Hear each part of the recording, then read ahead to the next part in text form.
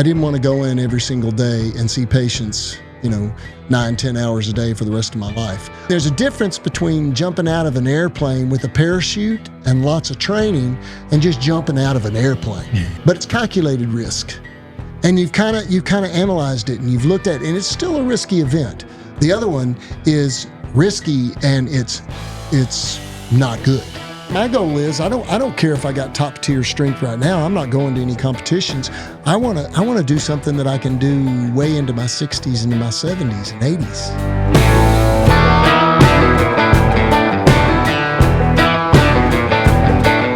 Okay. Welcome back to the Wealthy Cowboy Show. I'm your host, Crockett Carruthers, and today we have Darren Deaton on, and we've got a lot to go over. He's a rancher. He's built multiple businesses. Owns horses. I mean, a lot to go over, plus fitness and nutrition. So we're going to get into all that. But what's your background? How did all this start? You want me to go back to when I was a fetus or a little bit after that? Maybe a little after that. Okay. So I grew up in a lower income, maybe middle class family in a city environment or suburban environment up in the Fort Worth market. Was raised by my birth mother and my stepdad. Very blue collar, extremely blue collar.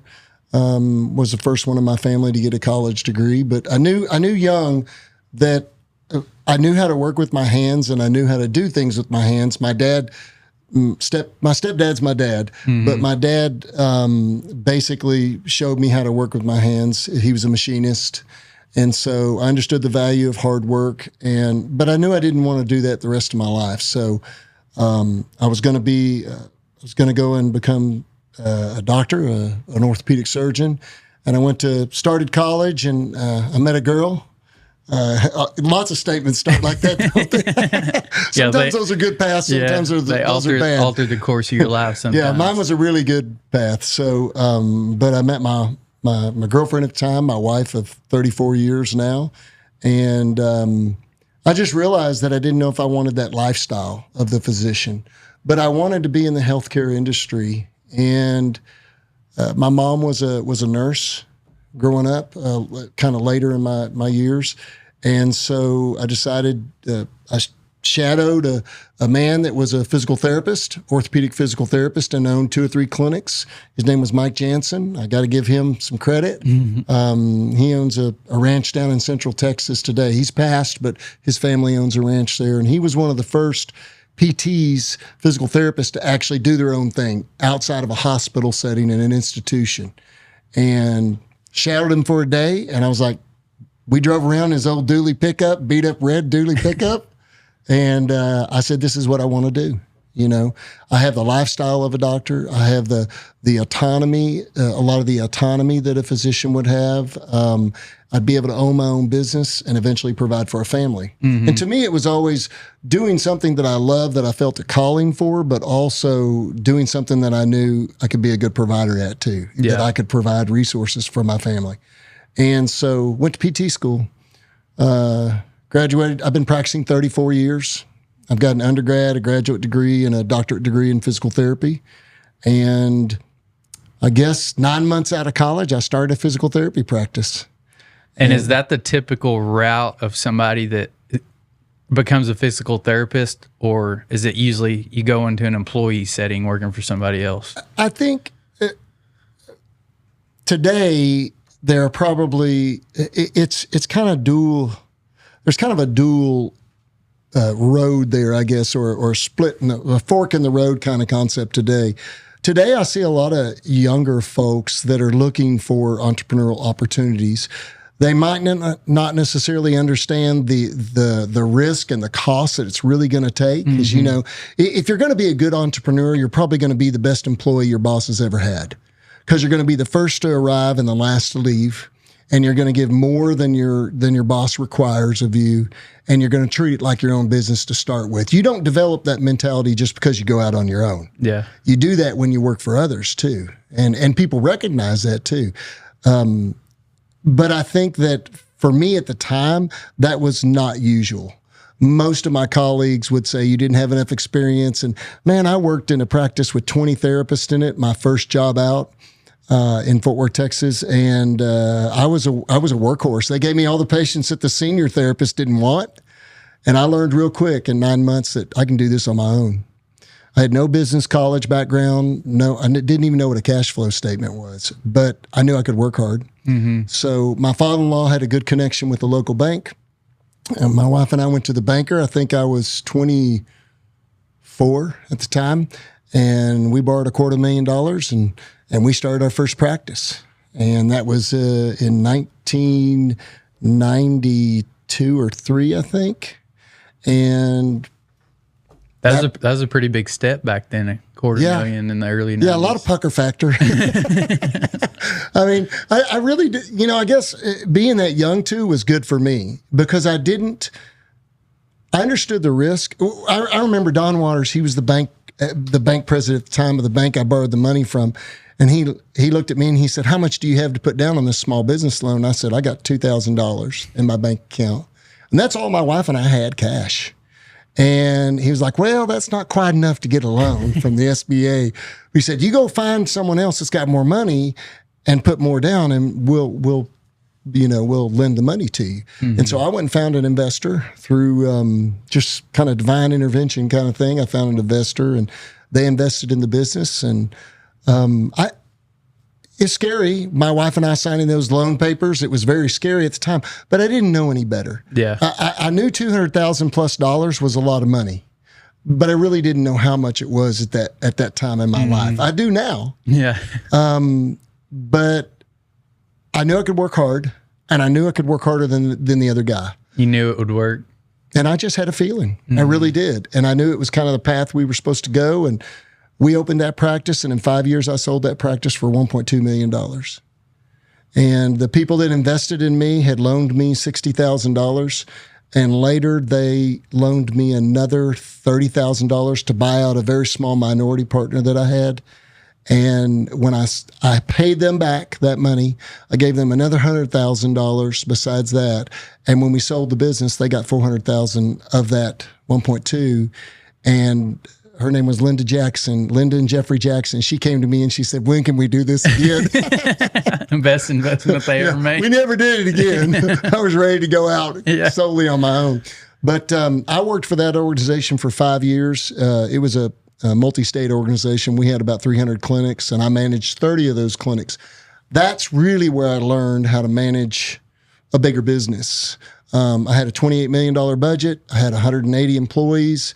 I was in 2 separate states, and I didn't see patients during the last 3 years of that time, really. I just managed those sites. Mm-hmm. But at the end of that, I realized I'm not a happy employee. And I built a building. I built a medical office building in Bedford, Texas. And I had an orthopedist friend of mine that invested with me. And he's a lifelong friend today. He's retired now. But and we built a medical office building, and that was a real estate investment that we held for 12, 13 years. And I built another practice group. And I just sold that practice group to my minority partners in January of this year. And that was a little bit better sale.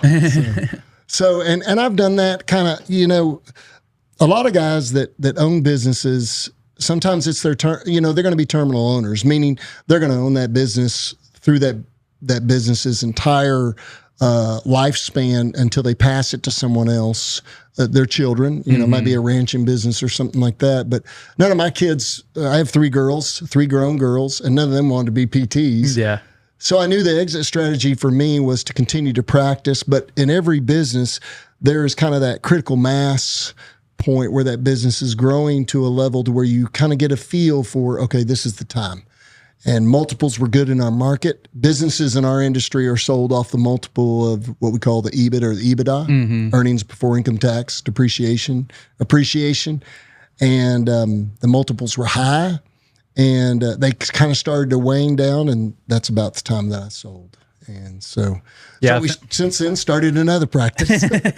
So we have a little 3-group practice. Our main clinic, our corporate office is in Stephenville, Texas. I have a partner there. His name's Trey Taylor. He's a local boy from Stephenville. His family's really well founded there. And we have a Stephenville office, and in 2 years, we've opened 2 other offices, one in Lubbock and one in Glen Rose, Texas. It's called DPT Physical Therapy and Performance. And we're the official provider of care for the Charleston State Rodeo team. And maybe someday we'll be the provider for the Texas Tech Rodeo team. So we're working to grow that little business too.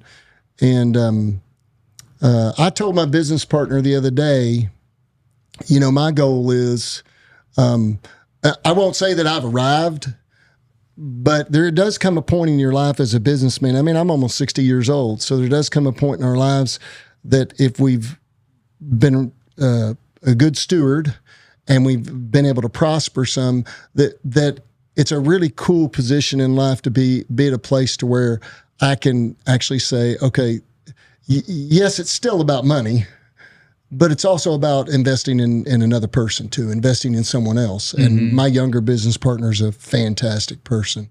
He's just a stand-up guy. Yeah. And he's built that business in Stephenville. And so my goal is to make that prosper and grow that. And then the other stuff that we do. So. Yeah, it's fun to see.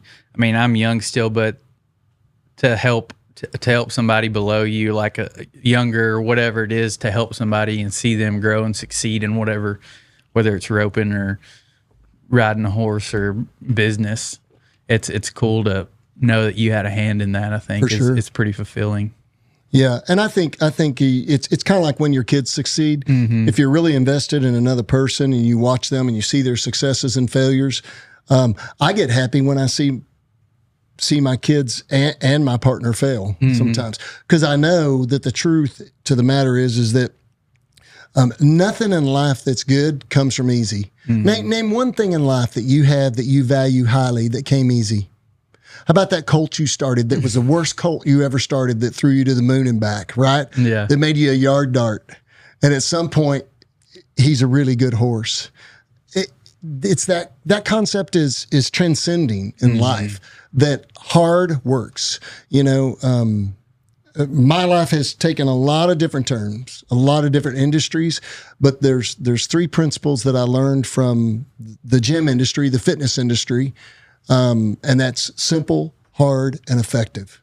Those three things, if it's relatively simple to execute, hard to do, it's most likely effective. And it yields good results. Mm-hmm. And the hard part will keep a lot of people from doing it. And the simple part will keep a lot of people from doing it too. Why? Because they want to sex it up. Yeah. They want to act like it's harder than it actually is. They want to complicate to validate it.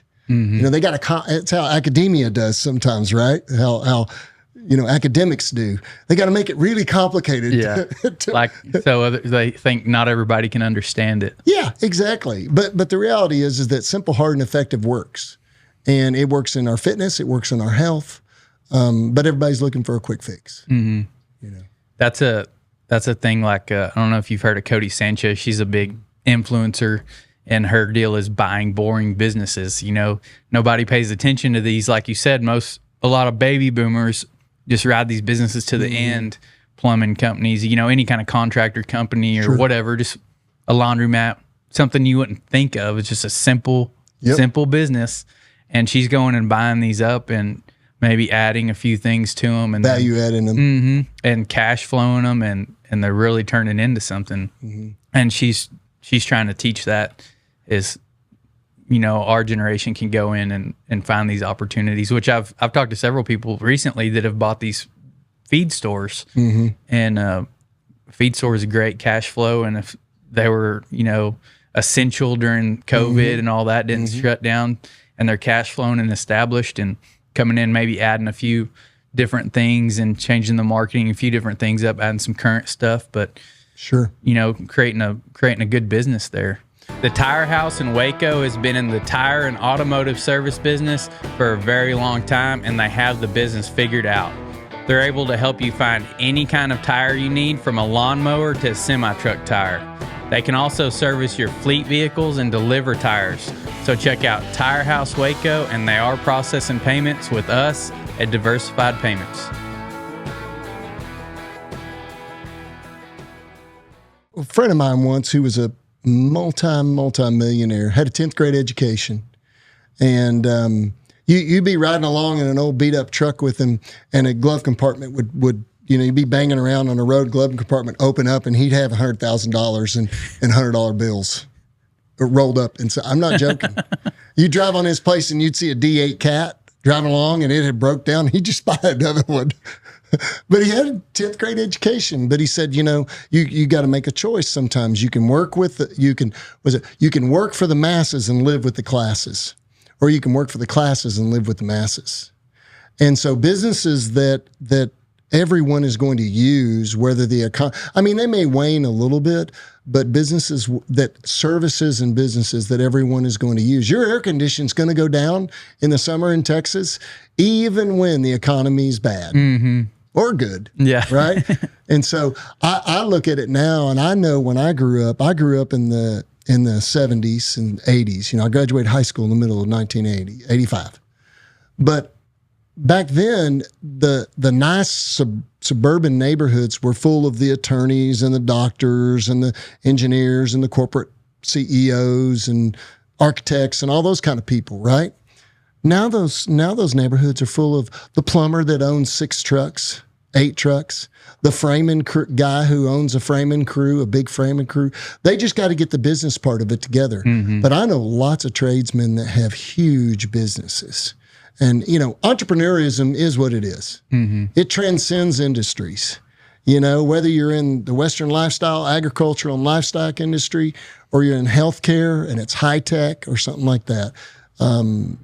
Entrepreneurialism is what it is. And that entrepreneurial spirit is kind of what, also drives me to want to actually turn a profit in my ranching business. And, at first it's new and it's novel. So we talk about, you may talk about how I got into it and all that stuff. So, I want to back up to your business first before we get into the ranching part of it. Do you think it was that first mentor that made you decide, I'm going to go to PT school and be a physical therapist, but I'm also going to own my business? Yes. Yeah, I looked at his lifestyle, and I really liked Mike personally too. He was a good man too. He was a very moral man. And I looked at his lifestyle and I said, that can not only put food on my table, it can do something that I care about, which is help other people, but it can also, if she chose to, and it was the model that we had agreed to in our family life, was that my wife, when we had children, would come home and raise our children in our home. Mm-hmm. And I could put my kids in the schools that I wanted to put them in. And I just, it was cause and effect, and, but his short amount of time that I spent with him, and then also just realizing that, when I was growing up, I always got the cool stuff after it was cool, and you might not be able to relate to this, but I mean, we shopped in green stamps and in, with WIC, and when my mom was divorced for years, and we had very little, it was very seldom that I actually got a new thing when it was cool. And right then we used to have to put it on layaway at Kmart or somewhere else, mm-hmm. Gibson's or some other store that we shopped at, and so, I'm glad for those times, and having less. But I also wanted to provide more for my family, and we've been blessed. My kids, first of all, as kids, they never knew that kind of lifestyle. I had 3 fathers growing up, my stepdad raised me, my last dad, and he is my dad. But my girls, my girls have kids now. Yeah. So I've got 3 girls. 3 grandbabies right now, and 1 more on the way. Just had a brand new one Sunday night. Dang. Yeah, had a brand new baby girl. So lots of girls then. Oh man, I've got 2 granddaughters and a grandson, and so I got good kids. I've been blessed. They all take after their mom. But yeah, he was a big influence on me. And then I had a couple other mentors in my career. One was an orthopedic surgeon that I became very close with throughout my career. And really, I tell people, he put food on our tables for years. He paid for my kids' colleges just by him Basically patronizing my service, and using my services. And, his deal with me was, he said to me once, he said, I'll always use you as long as you're usable. In other words, as long as you provide good care to my patients and my patients don't come back and complain, then you're my go-to. And for years, he supported my business. Yeah. It was a big deal. I think a big thing, like you think of that as those high income earners of going and becoming a lawyer or a doctor or a surgeon or whatever. You go to school for a long time to get out, and you're pretty much guaranteed to make a lot of money, but they don't always understand money and wealth. Sure. Because in the end, they're still just trading time for money, and then never understand to become a business owner, especially a doctor. I would think, in these times could go out on his own, not have to deal with as much insurance and all the corporate crap, because not having insurance, if you go to the doctor with no insurance, you'll figure out how they bill, because you get about 10 different bills, even though you went and saw one doctor. That each department has their own. We don't do that. Yeah, has their own deal, but there's a big disconnect there. I think just because they make a lot of income does not mean that they, have it figured out. But you took a different path and got that high income producing job, plus the real estate side of it, plus the business side of it, and being able to build a business up to exit it for a lot of money. Sure. Well, and one of the things that I did really well for a while was make a lot of mistakes. I mean, I opened a practice 1 year, and 2.5 years later, I closed it and was in the hole $65,000, so that taught me something. I didn't want to do that again. So I had a lot of failures along the way too. But I learned, I tried to learn from those failures. And I also knew that eventually I didn't want to go in every single day and see patients, 9-10 hours a day for the rest of my life. I still see patients today, but I see patients today when I want to see patients. And I'm more in a management role, and I like that because it allows me a better quality of life between the ranching life and my practice businesses and some other stuff that we do. But at the end of the day, physicians we're all the same. We're all the same. And that's basically this, that at some point, if you don't recognize how to be an investor versus just a spender or a user, then at some point the rubber's going to meet the road, and you're going to be still working, and you're not going to have made a legacy plan. There's not going to be an exit strategy. I don't know that I'll ever stop working. Why? Why would I? Men that work statistically and work till their death have a better quality of life because they have purpose. My father-in-law had a stroke about a month and a half, 2 months ago, a massive stroke. And the day that he had the stroke, he was scheduled to fly to Montana to the Galt Ranch to do helicopter flight instruction at 83 years old. He was still instructing helicopter pilots how to fly at 83 years old. And 3 weeks before that, he helped me work a colt in a yearling colt in a round pen on a 4-year-old cow horse that we just cut. John Clinch trained, at 83. And I didn't do anything for him. He gets his own tack, he loads them up, and boom, we're ready to rock and roll. I posted it on my Instagram. There's a video of him on there. And he's taught me a whole lot about living, and that is men with purpose can do a lot longer than men who lose purpose. The difference is, at some point in my life, as I got older, I wanted to be in a position to make that choice of what I worked on and when I worked. And so, like Monday, I hauled a bunch of yearlings to a sale. Well, that's work, gathering them up, getting them ready, loading them in the trailer by myself, doing all that stuff. But it's my kind of work. Yeah. And I get to choose what I want to do that day. I don't always get to choose. Sometimes I have to do other stuff, but it's good. Yeah, just having that choice. Like, a lot of people think about retirement as, moving to the coast and sitting on the beach or whatever, or getting rich and doing that. But then you just be bored, and that would get old fast. I'd be bored out of my gourd. And you deteriorate, and your life wouldn't be as long anyway. It's the people that you see, like Boots O'Neill and Robert F. Kennedy Jr., that they can go up, they take care of their health, and they work, and they put their mind to work every day, and they put their body to work every day, and have a longer, happier life, like you said. For sure. Yeah, I think we think about humanity a little different than we do any other creatures, and the only thing that we're different than the rest of other mammals is that we have higher cognition, we have the ability to logically reason at a higher level, and we have a higher emotional, I guess you would say, intelligence. Okay, and we're created in God's image. Or at least I think we are. And so, but other than that, biologically, we're very similar to every other animal species in the kingdoms. Well, what male lion still has a purpose that doesn't go out and hunt and protect his pride? He doesn't. He gets trumped by another lion that's a younger lion. What horse maintains its function that it stops getting used?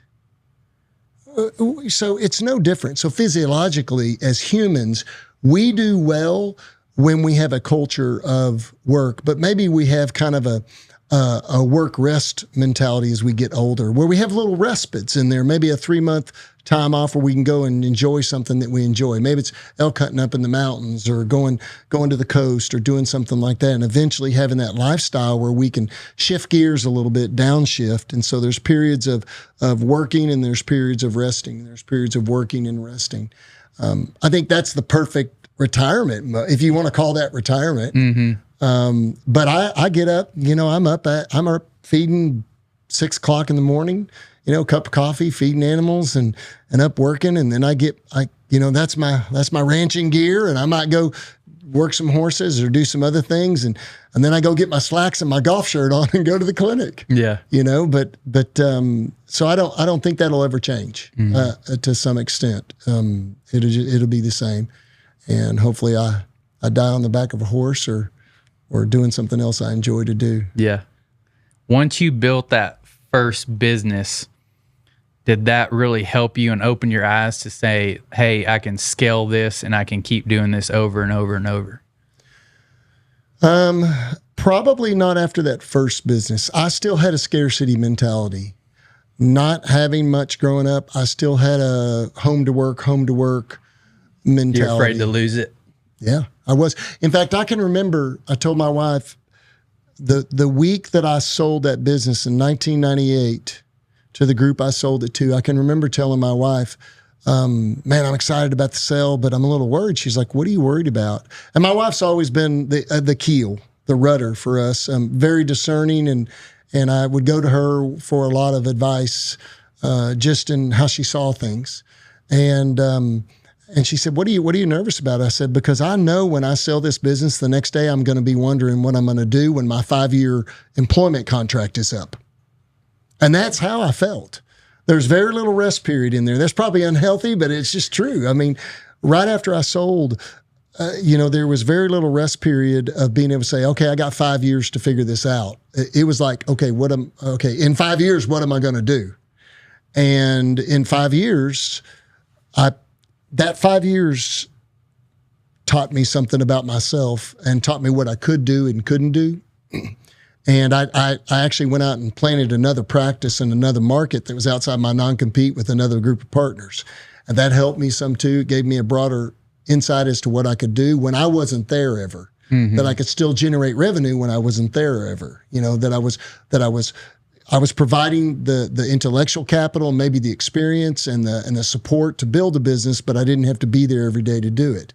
So that helped me. And then at that 5 years, the CEO of that company looked me in the eye and said, you got one of two decisions. And it was a guy that came down out of Massachusetts to tell us what we were going to do. And he said, you can try to compete against us and we'll crush you. And you can try to violate your non-compete and we'll take you to court. Or, he said, you have one of three things. Or you can stay with us, and here's what we'll pay you, and you'll have a great career. Well, I walked out of there knowing exactly what I was going to do, and I told him I was leaving. because that just didn't sit right with me. Yeah. And I left. And there was providence there. There was opportunity there because that surgeon that I was telling you about earlier, I came to him and I said, listen, I'm going to leave this group. What do you got going on? He said, man, my practice, the back end of my practice is a mess right now. Why don't you come to work for me for a year? I'll match your salary that you're making right now. Come to work for me for a year, retool my practice, get it firing on all cylinders. And I said, good. I said, how about we build a building too? And he was like, let's do it. And that's what we did. And then the next year we built a medical office building that he and I were investors in. And we brought two other guys in, two other doctors in, and I retooled his practice. I learned a lot of stuff there on the business side. And then I started the practice that I just sold this January that was 20 years old. And so to answer your question, it did help a little bit, but I had to continue to develop as a businessman. I had to develop my mindset because even though you've done those things in the past, you quickly forget. When that risk shows up again, when I started DPT in Stephenville, I still had the group in town. I still had the group in the Fort Worth market. And I did it specifically because I was in the next 1 to 2 years getting ready to exit that market. I was driving 80 miles one way to work, from north of Stephenville at the ranch to Hazlet, Texas. And I was like, and I did it for almost 3 years, and so I just decided, okay, I'm going to create an exit strategy. I'm going to create a back door here. And so we started the Stephenville practice, and, that was all my own capital, all my own cash flow. My business partner didn't have any cash flow at the time or capital at the time. And I just looked at him and I said, all right, let's get it. And that clinic here's the funny thing. You would think I got better at growing the businesses. I'm not sure I got better. I got better at selecting the right location and the right people. And that practice in Stephenville is the fastest growing practice I've owned in 34 years. You think it's location or people? I think we filled a need. There was only one practice in town. And you know how Stephenville is, it's exploding. 25,000 people probably in the next year or two. And the college is D1 now, Tarleton State's D1. But I think people wanted a choice. And I believe that competition rises quality. And I came from a market of competition where within a 5 to 10 mile radius of one of my clinics in town, there were 10 physical therapy clinics. You had to be good to make a living at it. And so I think that happened. And so there was a second choice for people. And I picked a really good business partner that had a very strong foundation in that market. And I think we picked a good location. And so we got blessed. And so then within a year, we opened the other two clinics. Unfortunately, they opened in the same month.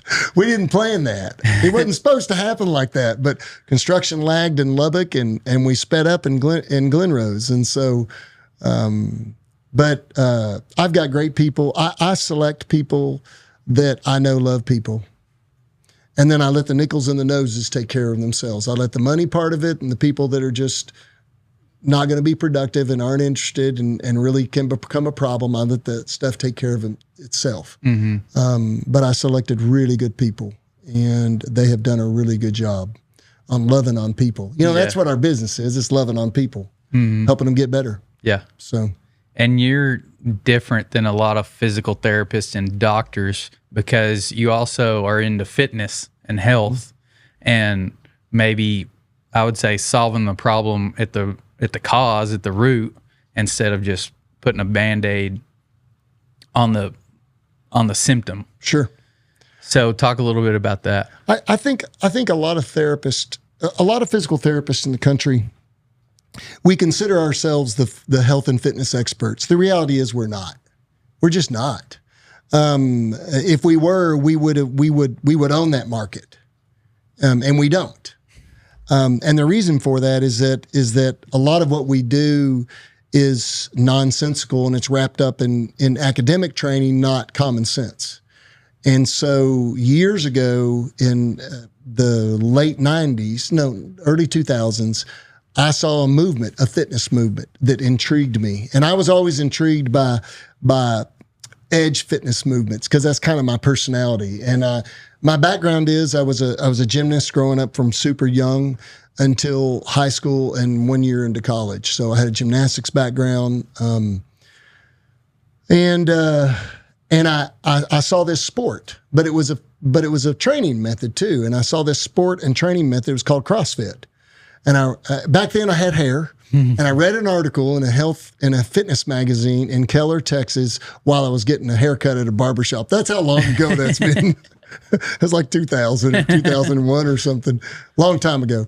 But and there was this fitness movement called CrossFit, and it intrigued me. So I started doing some of the workouts off what was called the headquarter website, and I liked it. I liked it because it crushed me.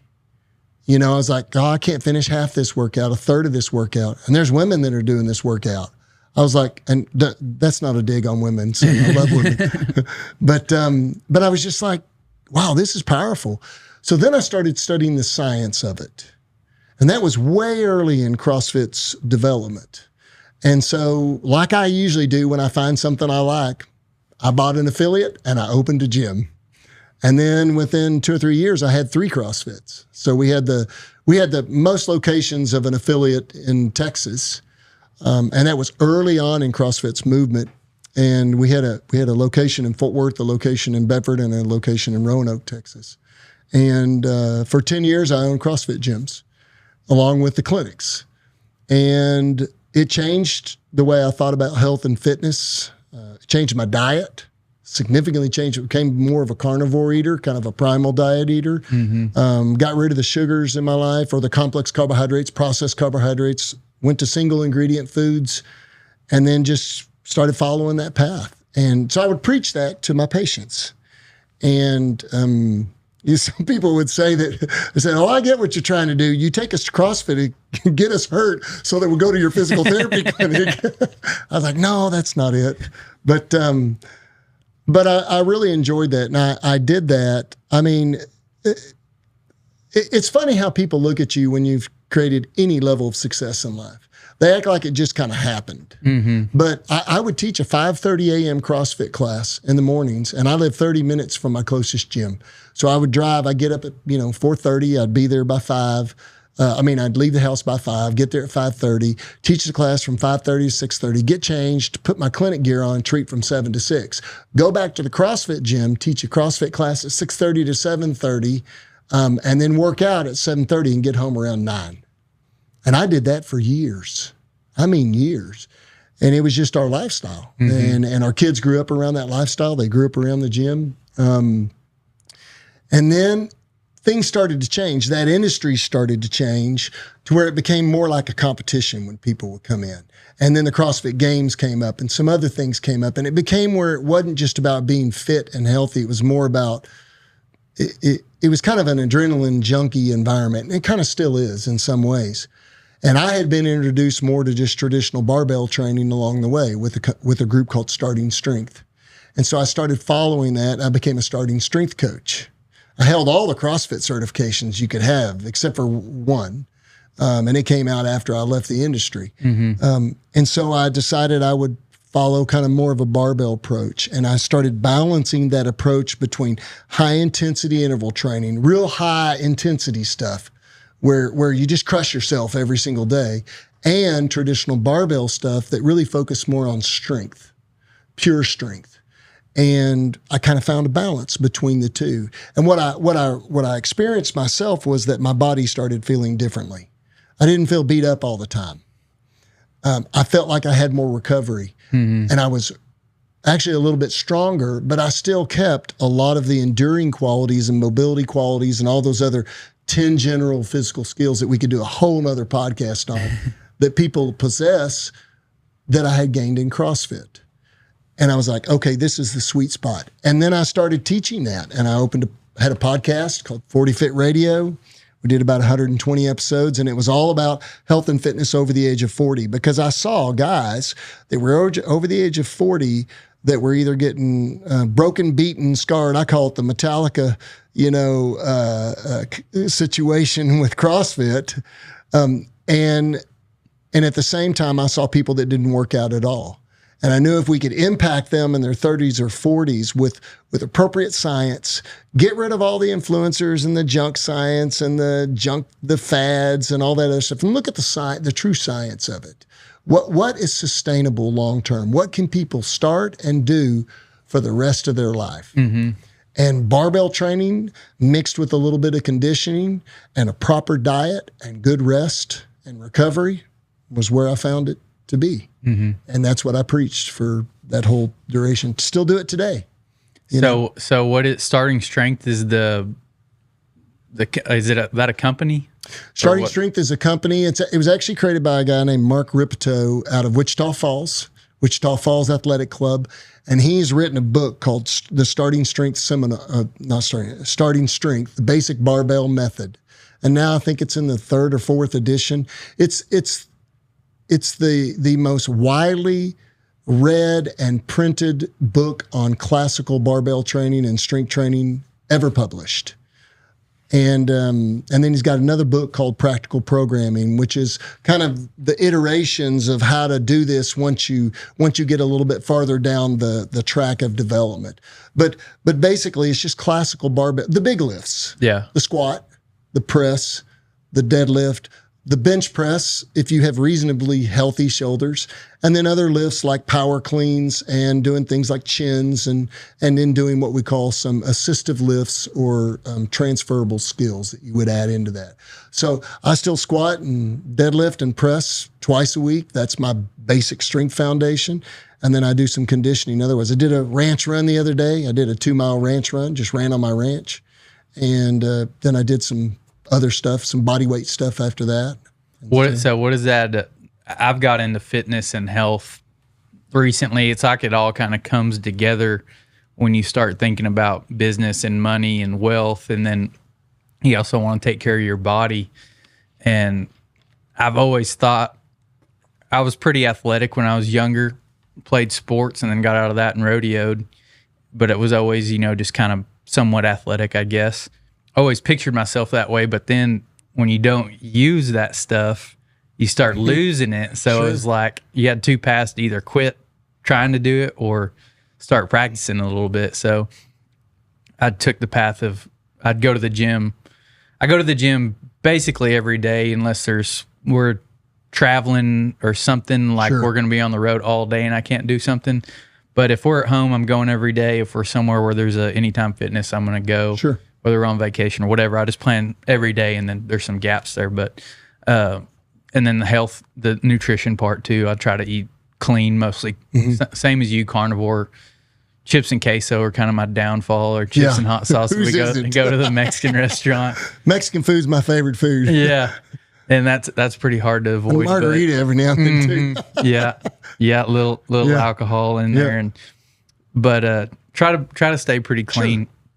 But what does your workout look like? Like I got a workout app, and it was good starting out, getting me familiar with everything in the gym and how to do stuff. Sure. And then I just wasn't really seeing the results that I wanted, so I was like, I'm just gonna go. And I hear a bunch of people talk about it, so I pretty much just went to like a deadlift, a bench press, and a squat, basically, and then throwing some accessories in there. Like this morning I did squat, then leg extension, leg curls, and I did calf raises. Sure. What does yours look like? Do you just do those main compound lifts, or do you do some accessory stuff too? Yeah, and so you use the right nomenclature, the right verbiage. Those are what we call the compound lifts because it's multiple joints moving at once versus an isolated lift like a barbell curl or something like that, or a tricep extension, kickbacks, lawnmowers, those kinds of things, okay? So the big lifts, the squat, the press, and the deadlift are always in my programming. And they're always ever increasing, meaning, there's 3 concepts that relate to fitness and health and are very important. There is training, there is practice, and there is competition. They are not all the same. Some people like to compete as their form of fitness. A lot of CrossFitters do that. That's not training because you can't predict the outcome of it. And training has a predicted outcome. If I do the barbell lifts and I gradually do what's called a linear periodization over time, I gradually increase load over time for every session, every intervention that I have, I gradually increase that load over time, then that's training. Why? Because I know I'm getting a desired outcome, and that's strength. Beyond strength, there's a lot of other outcomes. Mm-hmm. And like you said, I find that men and women both who have a structured regiment when it comes to their health and fitness program and structured nutrition, it drives success. You feel better. Hormonally, you're more balanced. You are what we are doing, what is called expressing your genetics at their maximum ability. Your epigenetics that you carry, the genetics that you carry in your body. Think about it this way. Think about a heifer that is fed out really, really well, and she's taking very well care of. She expresses her genetics the best when she's got the best nutrition, the best environmental factors. You're not moving her around too much. You're protecting her from disease by making sure she has the proper vaccines, and you're caring for her correctly. Eventually, when you get ready to breed her, she's going to be right on time, and she's going to be a good breeder, right? She's going to produce good milk, all those things. It's the same concept. You're trying to get yourself as a human to express all your good genes and depress all your bad genes, because we got both. So our goal should be to have lifestyle habits that allow us to have a maximum genetic expression, or what I call maximum genetic potential, MGP. And so that program basically is built on me lifting 2 days a week. That's all I really need. I mean, I weigh about 200 pounds. Well, to be truthful, I weigh about 204 right now. I'd like to be about 200 pounds. But, and I squat in the threes consistently, for setting rep sets of 3 sets of 5, something like that. I don't go above 5 reps when it comes to the big lifts. There's no reason for it. I'm not looking for muscle hypertrophy. I don't want to have big muscles. I want to have strong muscles. Mm-hmm. Big just comes over time with increasing muscle density over time. But I'm not doing hypertrophy and bodybuilding work. Cosmetics is important even as an older guy. When I take off my shirt and put my bathing suit on at the pool at the ranch, I want to look good. I don't want to look like I don't work out. Yeah. But that's not the number one thing. The number one thing is I want to feel good. I want to feel strong still. So I can rip up a 3-strand bale of hay like it's nothing, power clean it off the ground and throw it up over a fence or something. So I do those big compound lifts, and the loads are constantly increasing. Now, some people may ask, well, how strong is strong enough? I don't know. I find if you tell someone that they're strong enough, generally they're under strength. If someone thinks they're strong enough, they're generally under strength. I get guys come in all the time, 40-year-old male, he's 6 foot tall, he weighs 185 pounds, and he's squatting 225. And he says, I'm strong. I'm like, you're barely squatting your body weight. Mm-hmm. That's not strong. It really isn't. And there are some statistics there that I like to follow of what's reasonable strength for a male and what's reasonable strength for a female, and they're not the same. So we kind of try to follow those things. And then I also follow, what is the desired outcome? What does this person want to do with this? If a person's trying to run a marathon, I might back off their strength program quite a bit because we're going to increase their running and aerobic type conditioning volume, right? It may not all be all but running. It may be some rowing on a Concept 2 rower. It might be using like a Schwinn Airdyne or Echo Row, a bike, upper body and lower body bike, doing intervals. It might be running intervals and hills, and it might not all look the same. But they're probably at some point you're going to have to shift that curve from a more strength bias program to just maintenance work, and you're going to have to focus more on the conditioning side of it for them to maximize that potential over there. Mm-hmm. So for the average guy, I would say, how old are you? 32. Okay, you're young.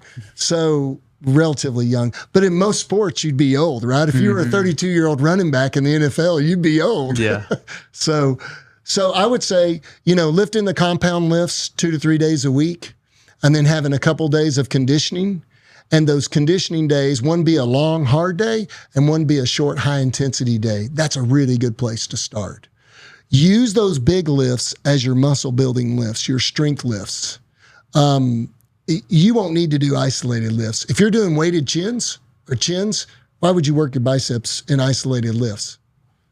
The chin is a bicep workout. You know, I tell people this all the time, and I'll ask you this question. If you had one lift that you could do that you think would have the greatest impact on your fitness, or one thing you could do that had the greatest impact on your fitness, what would it be?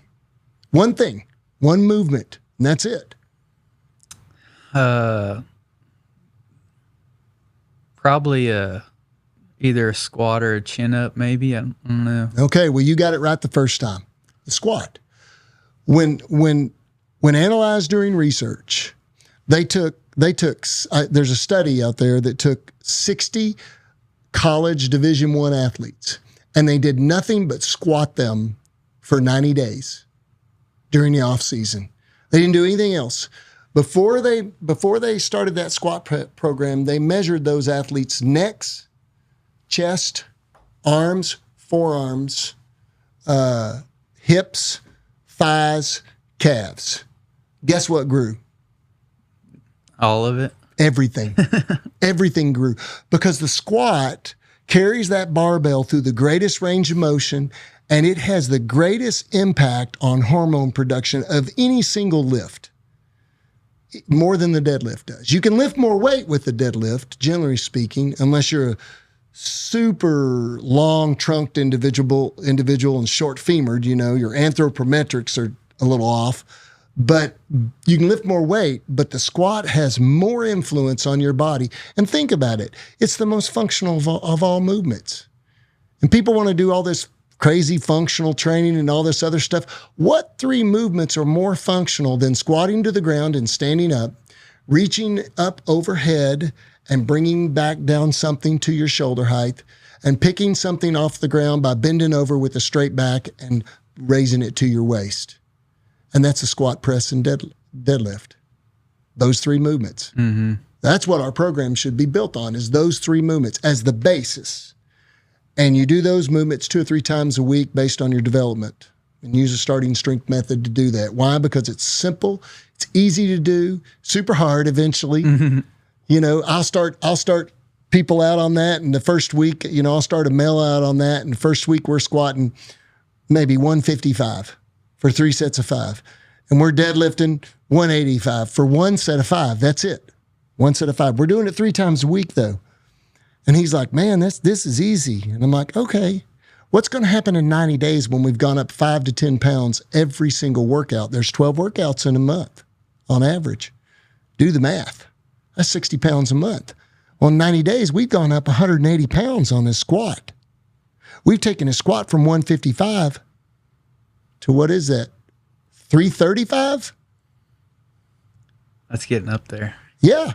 And that's very doable with an average lifter with average genetics. Because what we're doing is we're gradually just adding strength over time. We're gradually just adding load over time. So every time he lifts, there's a stress event. And after that stress event, his body has to make a decision. Am I going to adapt or get crushed by it? And if he's eating right and he's sleeping right and he's got relatively good genetics, his body adapts. He gets stronger. And then the next day, we have another event. And with a novice lifter, and I don't mean someone who's not experienced in fitness, but just a novice lifter in regards to doing this kind of training, true classical barbell training, at some point, all of a sudden, you look at that individual, and in 90 days, they're squatting over 300 pounds easily. And weight that would have crushed them 90 days before that they couldn't even fathom, they're doing reps with now. It's heavy, but they're doing reps with it. That concept works, and it works with 100% of the individuals I have trained, including the 85-year-old man. It just looks a little different with him. Yeah. When he starts, he might be using his hands to get up out of the chair. He's using his hands to stand up, right? Okay. Is that a squat still? Yeah, it's a squat. It's a upper extremity, a arm-assisted squat. And eventually, he might be squatting with a 25-pound kettlebell in front of him, like a front squat. That's still a squat. And eventually, we might be able to put a 45-pound barbell on his back, and he's 85 years old. And eventually, he might get up to a 95-pound squat once or twice a week, 2 to 3 sets of 5. He's stronger. Yeah. Same concept, same exact concept. And so it works with everybody, and it's safe, and it's it is easy for people to do in regards to its complexity. The hard thing about it is it's simple and hard, but it's extremely effective. Mm-hmm. So yeah, nothing sexy about it. No, it gets super hard. But it's like everything else in the Western lifestyle, isn't it? It's like everything else we do. It's there's nothing sexy about pulling a calf in the middle of the winter at 3 o'clock in the morning. Mm-hmm. But when you have that really nice heifer or bull calf, it makes you really proud to see it. Yeah. And so all the good stuff comes from hard. It just is. I think that's just a way of life. Yeah. I'm gonna have to come see you and get on this program, I think. Well, the nice thing is that you can, there's you can go to startingstrength.com and you can find an online coach too that can train you online. And there are lots of apps out there that you can use those apps to track your clients with, and you can work with a coach. Mm-hmm. It's super simple to do.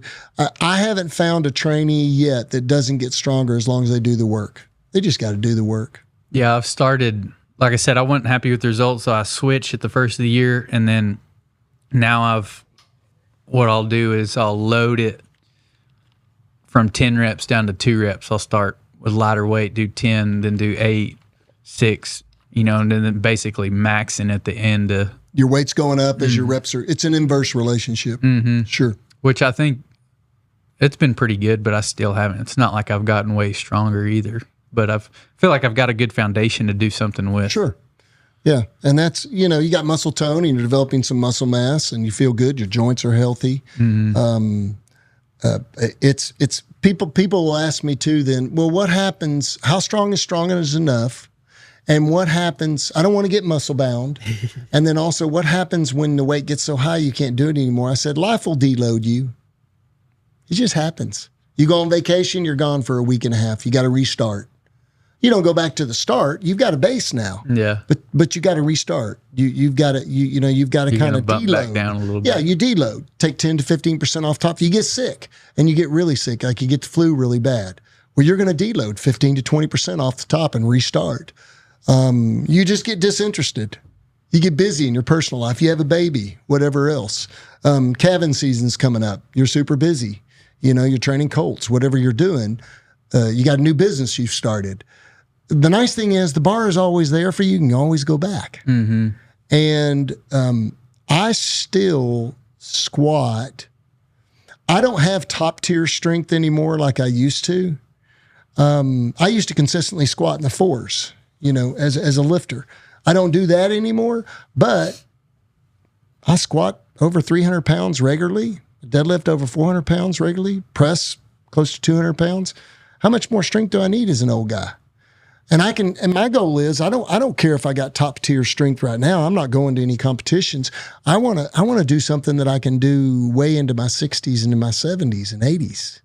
And I know what's going to happen over time. It's just a matter of time. Those numbers are going to decline over time, but I want to try to maximize that potential to a healthy, safe strength level so that I can be able as I'm older and older and older. Yeah, they said that your strength is, I've heard your ability to squat, your leg strength, your grip strength, stuff like that's directly correlated to when you die. And if you think about it, that's how old people usually die, is they fall down, break a bone, break their hip, whatever, never recover from it. Or if they get to where it's so fragile where they can't pick anything up, then they can't do anything, and then they just deteriorate. So if you start, and I said, I think it's you probably know, like when you're in your 30s, you start going down and losing stuff. So like you said, if you can lift heavy up into your 60s, 70s, then you have a long ways to deteriorate before you get to nothing. Yeah, you have a higher starting point. Mm-hmm. It'd be kind of like, who's going to last longer in the woods without food? The guy that's 100 pounds overweight, the guy that weighs 165. Yeah. They're 6 foot tall. The guy that's 100 pounds overweight is probably going to last longer. Yeah, got more to eat. He's got more to live off of. But yeah, I think that there's this misnomer that what it takes to live a high quality of life and a longevity of life, that it takes things like flexibility and endurance and all that stuff. And those things are important. There's 10 general physical skills that all humans possess. And there's no other skills outside that. There's only 10. And the most important of them all is strength. And the reason why it's the most important is because it's pure physics. There's no argument. It's just pure physics. It's math. It's science. And math and science teaches us that strength is equal to force. And force is equal to mass times acceleration. And that basically means this in the science world. For an object to move, it has to apply a force, to a mass to accelerate it. So our ability to move is all based on strength. We got to have joint health and all these other things. But if you don't have enough strength to get up from a chair or get yourself off the floor when you fall, your problem is strength. Mm-hmm. And the other thing that we know is that muscle mass laid into our life, because humans get this thing called sarcopenia, which is the loss of muscle mass. It's the sarcomere of the muscle declines and atrophies. We lose about 3 to 5% of our strength every year thereafter the age of 40 years old. So every year you're losing strength. So for a guy that's never trained before maybe, and he starts hitting the bar in his 40s, and not this bar, but the barbell, if he hits the barbell, he's actually going to be stronger than he's ever been in his life possibly, because he's a novice trainee. He's never trained. And he finds this new skill that, like Socrates said, what a shame it is that a man never expresses the maximum performance of his physical or mental body ever in his life, So this guy hits the bar in his 40s, and all of a sudden he's like, dude, I'm strongest I've ever been. Yeah, well, you've never actually trained. Mm-hmm. But he's the strongest he's ever been. That gives him a great starting point. And then he can carry that late into his life. But strength is the key, because more muscle mass influences your pituitary gland and your hormonal, what we call your endocrine system, more than anything else. More muscle mass matters. So a healthy amount of muscle mass. Mm-hmm. Being a bodybuilder and not being on growth hormone and everything else is not the healthy side of it necessarily. But a reasonable amount of muscle mass, and then the ability to be mobile and do things. And think about what we do in our lifestyle. I mean, the ability to just hop right up on a horse. I will hate the day when I have to use the cantle to get up on a saddle, to get up on a horse, I want to wait on those days as long as I can. So, well, now that we've nerded out on fitness, and sorry, I took us down the wrong path. No, I wanted to take, because we could do podcast after podcast on that. No, I was curious. I know a lot of people aren't into it, but I've gone down that road, and that's something that I do every day. So I'm into it, and when you get to start seeing some results, then you get more into it. So yeah, once I started toning up a little bit, I was like, "Hey, this is pretty cool." Like you said, you look better at the pool. You feel a lot better. Mm. And I tell you, in the rodeo sports industry, we work with those kids at Tarleton a lot to work on their fitness. We work with their strength and conditioning coach to provide specific interventions that are going to help their sport. What do you do for the goat tire? What do you do for the calf roper? All these different things. And look at the sport where it's gone. Look at how many athletes outside of the rodeo world have kind of cross-trained and transcended into the rodeo world, running backs and things like that. Bulldoggers that were linemen or were defensive ends in high school and college, and they come into the sport. They've got this great fitness foundation, and now if they can just practice, see, that's the training part of it. They can practice the sport, and they have a reasonable amount of athleticism. All of a sudden, we go, "Ooh, that dude's good," or "She's super good at this." Yeah, it's something you don't think about. Like in I college rodeoed and stuff, and I wasn't winning. Obviously, it was a party to me, and that's kind of the culture. But you see the top guys, they're not partying. They may a little bit, but they're taking it serious.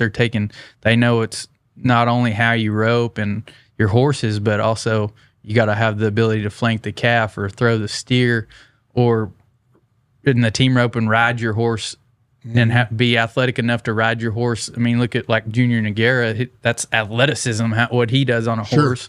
Even though he's not getting off or anything, there's still a lot going on there. So it's crazy to think that, thinking back on it, it's crazy to think that, you wouldn't train your body and get strength and flexibility and train your body and not just train that sport and your roping and all that? Well, I think the sport has evolved like a lot of other sports have evolved, and modern technology and modern health and fitness kind of kinesiology and the science of exercise science has made its way into the rodeo industry and is making its way into the rodeo industry. And we see it with athletes, but you take guys like Ty Murray, follow his physical regimen when he was actually rodeoing and still today, and how fit he is, crazy fit, just extremely flexible, extremely strong.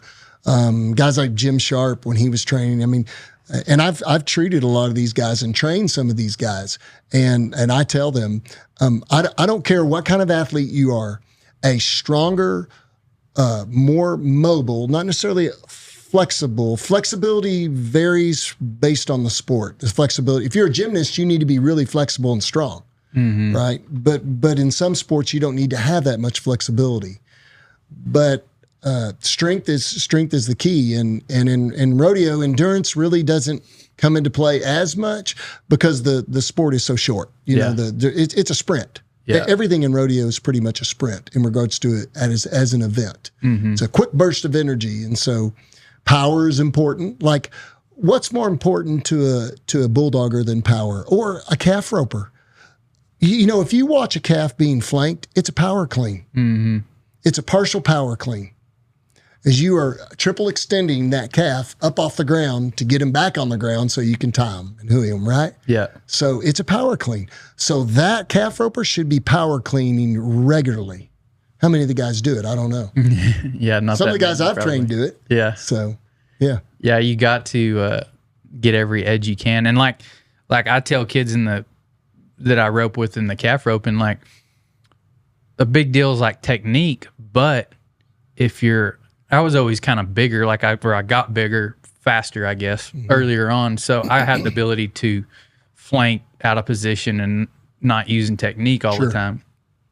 So if you get stronger and more athletic, then you can flank those calves, and you can do stuff that another guy's going to have to slow down and do it right, and you can get by doing it out of position, doing it on a bigger calf, whatever it is, which will just be faster. I mean, you want to use the technique, but if something happens, you can just throw them down, no problem. Yeah, same way with the bulldog, and then you got more margin for error. Exactly. For sure. You got more margin for error, and it's like flexibility or any other physical trait. The more margin for error you have, and then if you're a smart athlete, if you have you're kind of, look at some quarterbacks and stuff in college and stuff, like Major out of UT when he played. He was not that great of an athlete, but he's super smart. And he knew exactly what to do in the pocket. He read the game really well. So he was a great quarterback in college. And so you've got guys like that in the industry that they're just super smart too. You combine that physical prowess, or that smarts with physical prowess, and now you've kind of got the perfect super athlete. And that's when you see guys rise the ranks, or ladies rise the ranks. So, well, now, so that you built those businesses early on in life, and you had a calling to go back to the country and to get into ranching and the horses. What did that look like? Well, so we always owned a ranch place, and I wouldn't say we ranched. We owned a piece of property in Wise County for years when my girls were young, and I used it as a hunting place, and I kept some steers on it, and we kept horses in town. We lived in Roanoke, Texas for quite a while our girls were young. And I kept horses there, and I'd trailer them up, and we'd ride on the ranch, and we'd check steers, and I'd hunt on the place and do other things. And I grew up doing that stuff. My family on my mother's side was in the ranching business. I'm a fifth generation Texan. My third great grandfather signed the Texas Declaration of Independence, George Washington Smythe. He was the second land commissioner under Stephen F. Austin for the state of Texas. So that part of my family has been in the timber business and the ranching industry for years out in East Texas and Jasper County, and then they moved down to Uvalde County in Uvalde, Texas. And so I spent my summers on a family ranch that was a good-sized ranch, and my grandmother would have been the last of my family lineage to actually own that family land, and when she was in her 70s, she sold the ranch. her and her two sisters owned 9,000 acres between the three of them. They had each inherited 3,000 acres apiece from my great grandfather, and I was too young to have done anything back then. I wish I had been a little older and I could have done something to hold on to that land, because that land was bought back in the early 1900s. And so, but that's neither here nor there. But I told my wife early on in our marriage, one of these days we're going to have a ranch and we're going to go back to that lifestyle. I want to go back. So I spent my summers there, and I was not a cowboy. I wouldn't consider myself a cowboy today. I like to cowboy. Yeah. And I've learned from a lot of young cowboys and old cowboys alike, and ranchers alike. And so my wife's parents moved to Granbury, Texas, and we had a place in Wise County. And I told this story about 1,000 times. I said, honey, I'm going to build a little ranch house on the place in north of Decatur. And I said, when I do that, would you come out and spend more time with me on the ranch? She's like, no, I'll go visit my parents. And I was like, well, that's not really the plan here. The plan is you'll go up with me there more, because I would go up a bunch during the week and the weekends. And so I said, well, what if we sell the place in Wise County and we buy a place closer to Granbury? And we couldn't afford Johnson County, the amount of land that I wanted, so we bought in Erath County, and we bought that place 6 years ago. And then it got to the point where I was spending more time at the ranch than I was in town. In town would be Fort Worth area. And the housing market was great, and we remodeled the house that was on the ranch, and I said, let's make a move. And so 3 years ago this summer, we moved out to the ranch, and we dived in deep to the cow-calf business. I was an integrity beef provider with Noble Research Institute. I was one of their producers. I'm still in the integrity beef program. We just don't have a cow-calf operation anymore. And now we sell our beef direct to consumers through a website that we have. And it's all pickup still or delivery with them. We sell the quarter, the half, and the whole. And we just kind of transformed our herd. And I like to learn. I geek out on all that stuff. So to me, it was about providing quality protein to the consumer base, the people that we knew, to families, and to tie people back to agriculture, to help them understand where they're. I mean, we would have kids come out to the ranch with my cousin's grandson would come out and bring some kids from South Lake or something out, and they'd come out and they didn't know that beef came from cows. It comes from McDonald's. Yeah. It just blew my mind. I was like, this is where beef comes from. This is where hamburger comes from, where steaks come from, and they didn't know that. And so our goal with the ranch now is to provide high quality protein for families that want to get their protein and their meat from ranching sources and go ranch to table. So we did that last year for the first time, and it was a good success. And so we're about to open up our what we call the 2025 beef shares. Will be available coming soon in August, and then hopefully we'll sell out of those yearlings that we have, and they'll be slaughtered next. What would that be next? Like February-ish. So what does your operation look like now? Like, are you buying calves and selling shares? Like, go over your operation. So no, I buy replacement females because I'm too small to produce my own females right now, heifers. And so I buy replacement heifers. That one thing I learned a lot from being a part of Integrity Beef was, like I said, I kind of geeked out on the science of it. So every guy that would talk, I would listen to him. Hey, if you've got less than 100 head, should you replace your own heifers or should you buy outside? If you've got less than 200 head, should you replace or buy outside heifers? Because you think about it, if you're replacing your own heifers, you either got to have enough ground and enough feed to keep an employee on staff and on payroll that you cannot use to go to work for at least a minimum of 20 to 24 months, right? Because they don't serve a purpose really until then. If you're using them for beef. Now, if you're using them for a replacement female, a replacement heifer, then you're going to have that employee for a minimum of how long before you breed them? Based on when your breeding cycle is. Over a year, 14 to 16 months. So you're not gonna breed that heifer. So they're just on the feed bill, right? So instead, I bought heifers from good quality genetics, and I would bring them in, basically. So that's what we still do. So I have a deal down with a ranch down in Mason, Texas, and it's a Black Angus ranch that was a registered Black Angus herd, and I buy replacement heifers from this one particular rancher. She's in her 80s, and she takes care of me. Yeah. And so I buy replacement heifers from her. We basically have black females. You know, you would call them Black Angus. Their genetics show that they're Black Angus females. Mm-hmm. And then we breed Akaushi red Wagyu bulls over the top.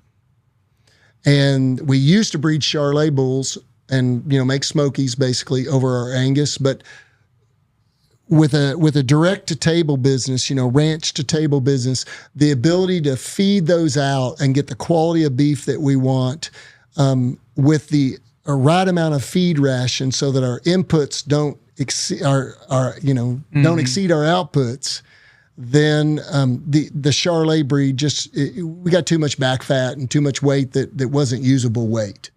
And so we're on our last herd right now, our last batch of Charolais Angus calves. And then next year will be our first slaughter group of Akaushi red Wagyu or the Akaushi Wagyu and the Angus. I always say that wrong. Mm-hmm. And the reason why we chose the Akaushi breed is because of its high quality fat content. The oleic acid in that animal is the highest in any cattle that we've found. And oleic acid is basically the good fat. It's the omega-3 fat. So again, it all ties back to that health and fitness concept of we want good, clean protein that is going to provide consumers with high quality omega-3 fat sources that when looked at in studies are actually not what we would call net neutral on the cholesterol scale, but actually net negative, meaning that you can eat that beef and it's actually been proven to slightly lower your cholesterol, which is, you know, that's been one of the great things about the Angus breed, right? Was that good quality Angus beef doesn't raise your cholesterol unless you have a genetic predisposition to hypercholesterol and you need to take statins anyway.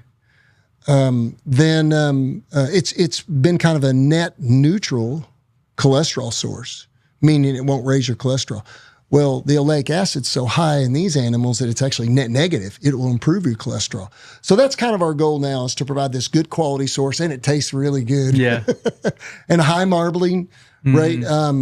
We will grass feed animals if someone comes to me specifically wanting a grass fed animal, but we're grain finished. And it's an all natural product though. No antibiotics, no hormones, no growth accelerants, no medicated feeds. You know, we do go with the natural feed ration. Yeah. And we've had that designed, and we feed that on the ranch to background them through a bunk system that I built. All my pastures have concrete bunks in them.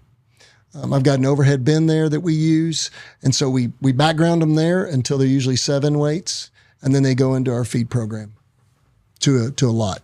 Okay. Y'all don't feed them on site? No, I tried doing that, and it just, you know, they got guys that can wake up really early and do it in the morning and do it in the night, and it was just me. Yeah. You know, and I mean, it's just me. I don't have help on the ranch. It's just me. So I'm doctoring and I'm doing everything. And, and it's just more efficient to send it to somebody that was already had all the infrastructure for it. Exactly. I mean, they can mix the ration right there. They can custom mix the ration. And basically when they leave us, they actually go to a very similar ration that we're feeding on the ranch. And then as they get to finish weight, then it starts to change. It becomes more corn-based, and it becomes, you know, higher carbohydrate sugar source. As we start ramping that up to finish them out completely. And we're with the Charolais Angus, our average finish weight was in the mid to high 1,300 pound range this last year, and we hope to get that down a little bit with the Wagyu Angus and still get that high quality fat and that deep marbling. So how does the selling the beef work? What's your model there? You mentioned shares. So when you wean those calves, you're selling shares to them for the future. So we view our consumers as partners in that beef. So in the fall, which will start August 1st, we release a certain amount of shares on our website, and those beef shares are in quarter halves and wholes. They can buy a quarter, half, or whole. We also toyed around with the idea. We've done some like bundle packs, like a 25-pound bundle pack or a 50-pound bundle pack, but we don't do that early in the season. We do the quarter, the half, and the whole. If they order a quarter, they are not necessarily, they won't know whether they're going to get a front quarter or a back quarter. So there's some different cuts there. And we educate our consumers about that. And then they make a deposit then, and we feed that animal out for them all the way through the fall and winter season into the first of next year. And then I give them notice, usually 2 weeks notice when their calf's getting ready to go to butchering. And then we use a local butchery that's USDA inspected and high quality, and then they either pick it up at the butchery or we allow them to come to the ranch and pick it up there, which is really where we'd like for them to come so they can see our operation. Yeah. Or if they're from the Dallas-Fort Worth Metroplex, then we can arrange a pickup too in Dallas-Fort Worth. We haven't gotten to the point where we're willing to sell online fully. It's just, if I can sell everything that we have out direct to consumers in quarter halves and wholes, we're going to keep doing that. And I watched other guys do that, but let's face it, the beef business, once you have I think most ranchers that actually are doing this, it's not your brother-in-law feeding out a steer. That's different, right? But ones who actually look at, what are the marbling scores? What's the carcass quality of these animals? Where are we grading these animals out at? All those kinds of details that make a really good quality product. What's the packaging look like? How good a quality is it? I wanted really good looking packaging. I wanted vacuum sealed packaging with our brand, the label on it, USDA inspection on it, all that stuff. And so once you get that stuff together, then guess what it is? It's all about social media and marketing, which is not my forte. So I'm convinced that you can have this great product. It's like physical therapy too. You can have this great product, but if no one knows about it, it's not gonna move. Yeah. So that's kind of the next phase of where we are. I feel like we have a reasonably good product. We didn't have a single customer that complained in our first year of beef production. In fact, the testimonials were awesome. I mean, I have a guy that's super particular about his beef. He will not eat anything that's not slaughtered at least 3 years of age because he wants really mature beef. He likes that real rich, really mature marbled beef taste. And I took him some hamburger meat for free, and 2 ribeyes, 2 Denver steaks, and some short ribs. He said our ribeye was one of the best ribeyes he's ever eaten. He said the hamburger is the best hamburger meat he's ever eaten. He wanted to know how we made it so sweet. So, I don't know. It's just the fat content. Yeah. The fat's just really good. And it's fed out very well, And so that's our goal. And so now it's being able to take that product and actually say, all right, how do we market this to people that are in our zip codes and make sure that we can get it out there more? Stuff like this. Yeah. You got to make it known. Sure. What about your horse program? It's small, but I like to show cow horses, and I am a novice. I'm learning, we use Clinch cow horses. John Clinch is our trainer and starts all of our 2-year-olds. So basically, we have a group of brood mares at the ranch that we breed to what we consider good stallions that represent the cow horse industry, but also are good using horses too. So, we've got breed lines like I've got a Kit Kat Sugar daughter, got a Shining Spark daughter, Autumn Boone, bunch of different breeds, lots of metallic cat in there too, And then our goal is to produce foals that we can either we can sell as yearlings, long yearlings. We can go ahead and sell as 2-year-olds, or we can sell them as a started 2-year-old, or we can go ahead and take them through the show series. And that's the goal. So we've only had, we're new at this. So, it's a hobby right now. It's spending a lot of money. But we took our first horse to the snaffle bit last year. We showed a stud last year that was a metallic. Let me think. He was he's a metallic cat horse, but on the top side, metallic cat was not his sire. It was it's metallic Rebel or Cat Attack or no, I can't remember his name now. But the horse came from the Zeman Ranch up at the High Plains Futurity. We bought him at the High Plains sale. So John showed him at the High Plains Futurity, won Grand Reserve on him in the open. And then we showed him at the snaffle bit. He did good, but he was 4-panel negative. So we he's been cut, and so now we'll show him in the derbies. And then John's got a filly of ours right now that he was supposed to show in the snaffle bit, but she's pulled up lame, so we just sold our slot for the snaffle bit. Yeah. But we'll show her at the Clovis Futurity because she's nominated for the Clovis Futurity. So we've got several horses. We've got a 2-year-old that he just started for us that is a really cool horse. I'm excited about her. Super filly. She really wants to stop, and she's kind of watchy, but smart watchy. Once she figures out that you're okay and it's okay, then she'll relax and she'll let it down, and she can go on and move out and do something on her.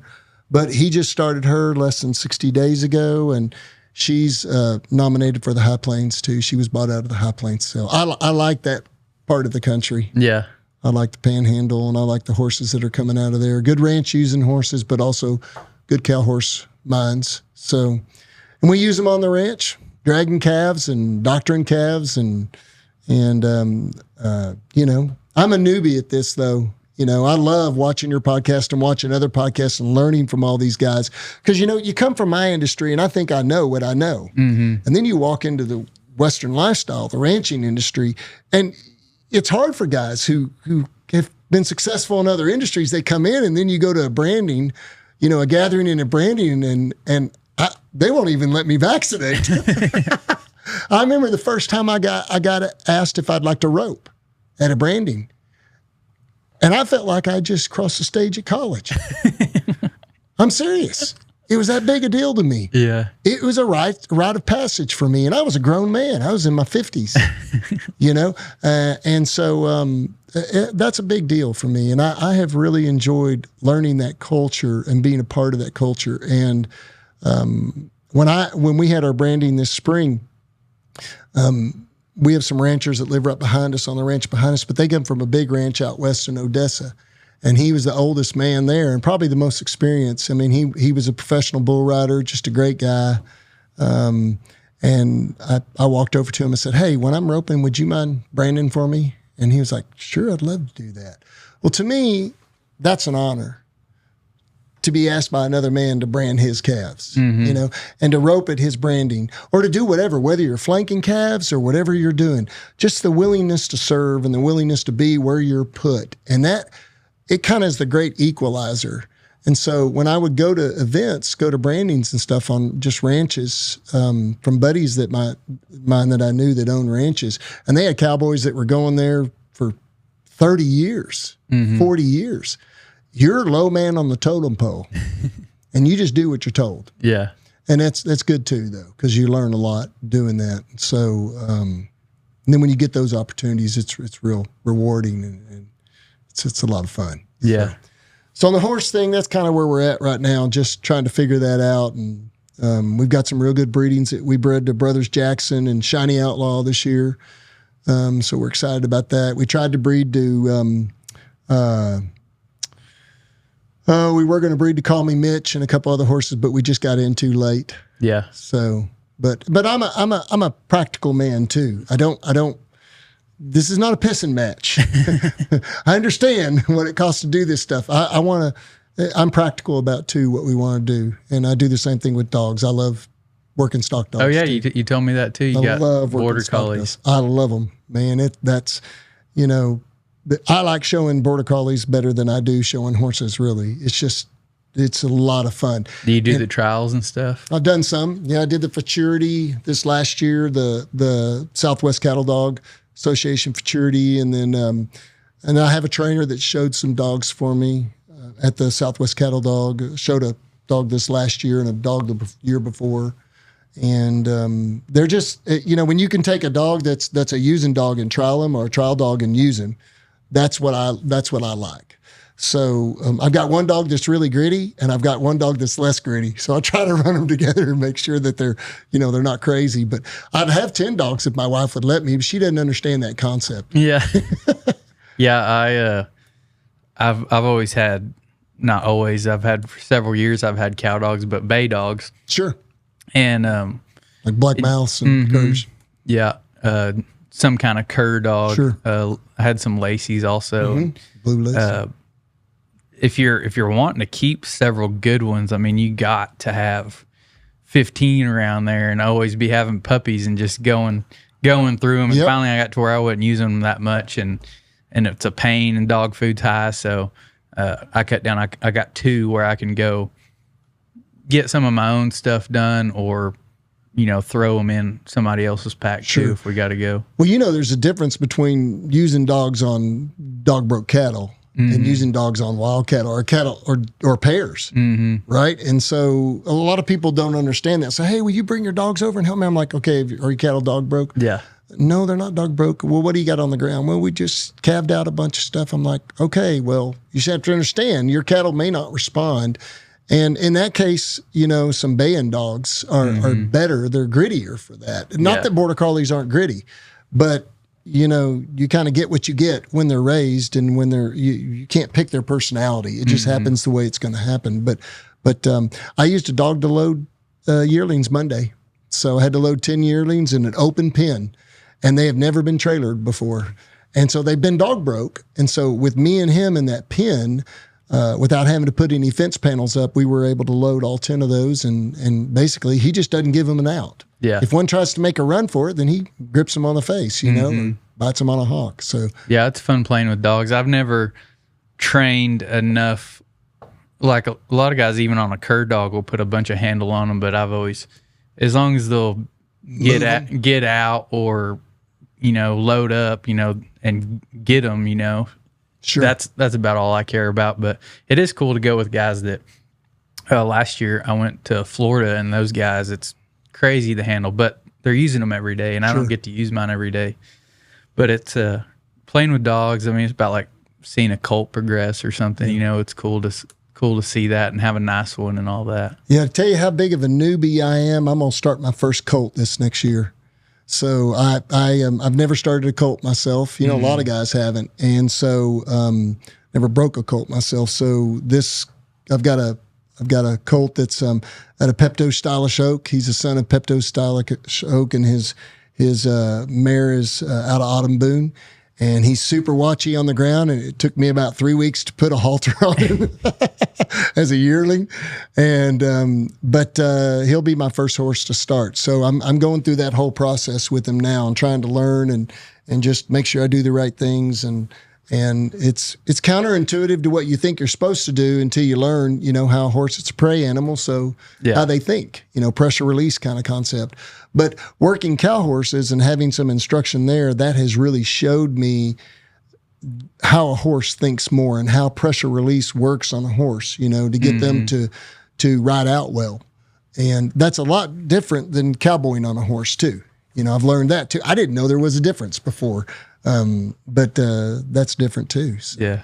How has it been going from having success in the physical therapy industry, and a business owner and fitness and everything, had all the success, and then you're starting over, completely changed industries basically, and started over? How has that been mentally for you? Humbling. Yeah. Humbling, and it will, yeah, it's humbling. Especially as a little bit older man. But I mean, I went, I'll give you a good example. I went to a cow horse clinic that the RHAA put on up at the, at Stewart's. At the Stewart Ranch last year, the one they put on, not the one this year, but last year. And Waylon Davis was there. And we were working on roping. And he watched me rope, chase down a steer calf one time and watched me rope, and he said, "You go back over there and work on that dummy." And so he was just point blank honest with me. You know, you need to go back over there. You're not ready for this. Yeah. And that's hard. That's really hard coming from a guy like me, and so, but I understood that. And then I went back into another pen with Trip Townsend for a while and worked with him in that round pen where they were just running calves around. And he gave me a bunch of pointers, and that helped a lot. I mean, it helped a whole lot to understand where to be, how to be, not to sit there and swing for 3.5 hours before you throw it. You try to neck them, find your spot, get up on them, make sure that your horse is in the right position. And that has helped a lot. Having good horses. I went to another roping clinic in East Texas that 310 Ranch Life did, just a doctoring clinic. And that's the first time I actually felt like I knew I was doing something right. And I've been riding for a long, long time and using horses for a while, you know, and pasture roping and pen roping and stuff like that. But one of the guys that was there, it was either John or his dad, or vice versa. I can't remember which one's which, but they said, man, that's a really good horse. That's a really good using horse. I felt that. I was like, hey, I'm riding some good stock for once. I actually look like I might know what I'm supposed to do every now and then. But you know, it's no different than any other industry. And I finally realized this, is that if those guys walk into my world, they feel lost and uneducated and unable. If I walk into their world, why should I feel any difference? I felt lost and uneducated and unable, but I have a desire. I have a desire to learn, so that I hope that when I am in my 70s and 80s, I want my grandkids and my great-grandkids to know me as a rancher and a cowboy. That's my goal. I want them to know that was part of my life's work. And I'm the kind of guy that I like to learn a lot about a lot of things.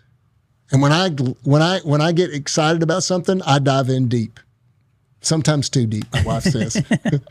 I have a lot of hobbies, and I dive in deep. But I want that to be part of my legacy. You know, I've got 3 girls, and I don't know if any of my girls' husbands will want to take the ranch over and do what we do. I'm not sure if that's going to be a possibility, but I sure hope so. Yeah. Because, you know, I think that families that have a land legacy and have some kind of legacy that's in the Western lifestyle, I see a resurgence there for sure, but it's harder and harder to financially do it. And you definitely have to have a big operation that you own outright and you don't have a mortgage on, so that you're not servicing a lot of debt from a cash flow model standpoint, or you have to have some other source of income. And you and I were talking about that. You got to have something outside that's supporting that lifestyle. Yeah. And so, yeah, I mean, a lot of times passing that on, like, yes, that's great to want to pass that legacy on, but are you passing on a business or are you passing on a burden? Right. And a lot of people don't realize that, yeah, the grandparents died or mom and dad died and they got, you know, they were farmers or ranchers their whole life, but you just inherited a liability a lot of times, you know, because somebody's got to go out there and work. That's either going to be you, so you're changing your job over to that, or getting more stuff put on your plate, or having to pay an employee, which would cut into the cash flow part of it. And depending on the business model, maybe it works, maybe it doesn't. And then, is there debt on the place? Did they have life insurance that pays some of that debt off, or leave some money to start up with? Or what's that herd look like? I mean, there's a lot of factors there, but a lot of people don't factor that in. You know, everybody wants to say, don't sell off the land, don't sell off your family's legacy or whatever. But is it really a legacy? Is it really a business, or is it a burden and a liability? Right. Yeah. And you see a lot of that with ranching families. I mean, and everybody's individual situations are different. There's many covariants, you know, there's many variables in those equations. Some families, the oil and gas mineral rights are great enough to where ranching's not an issue anymore. They can live off the royalties off of it, and they can ranch when they want to. Some families, it's a farming production, and they have to produce a product, you know, in their farming production to be able to keep the bills paid. And they might have servicing loans every year to, you know, before their harvest comes out. And so there's a lot of different mechanics there. I'm not going to prejudge what happens to our little place. It will be what it is. And if no matter what, I believe that dirt's not getting any cheaper.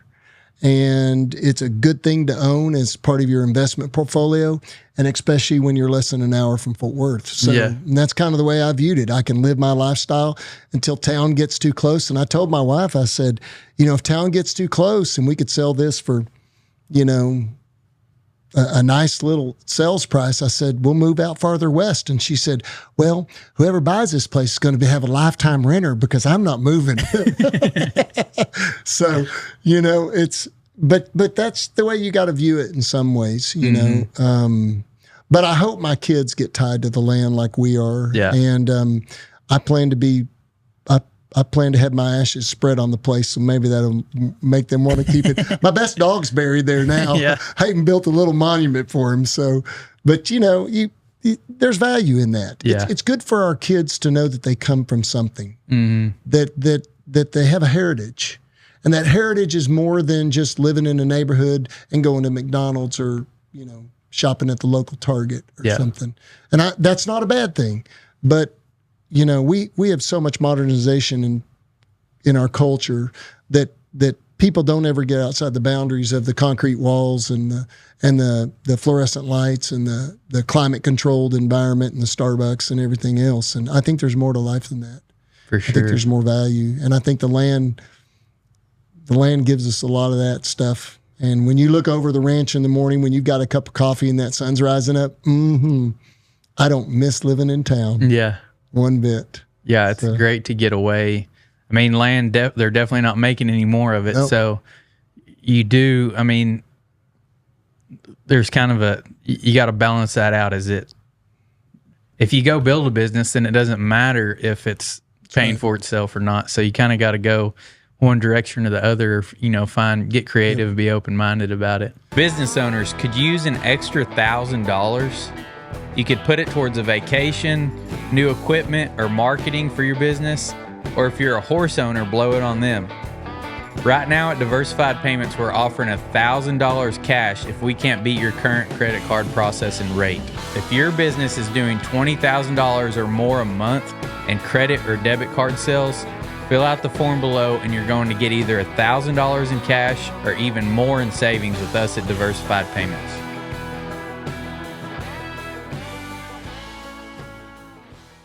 Yeah, I think, we kind of looked at our place and figured out, my wife and I have already figured out that our place has enough hay production off of it that if none of the kids show any interest in the beef business, then we could eventually liquidate the herd. They'd have a really nice walk-in freezer that's on the ranch.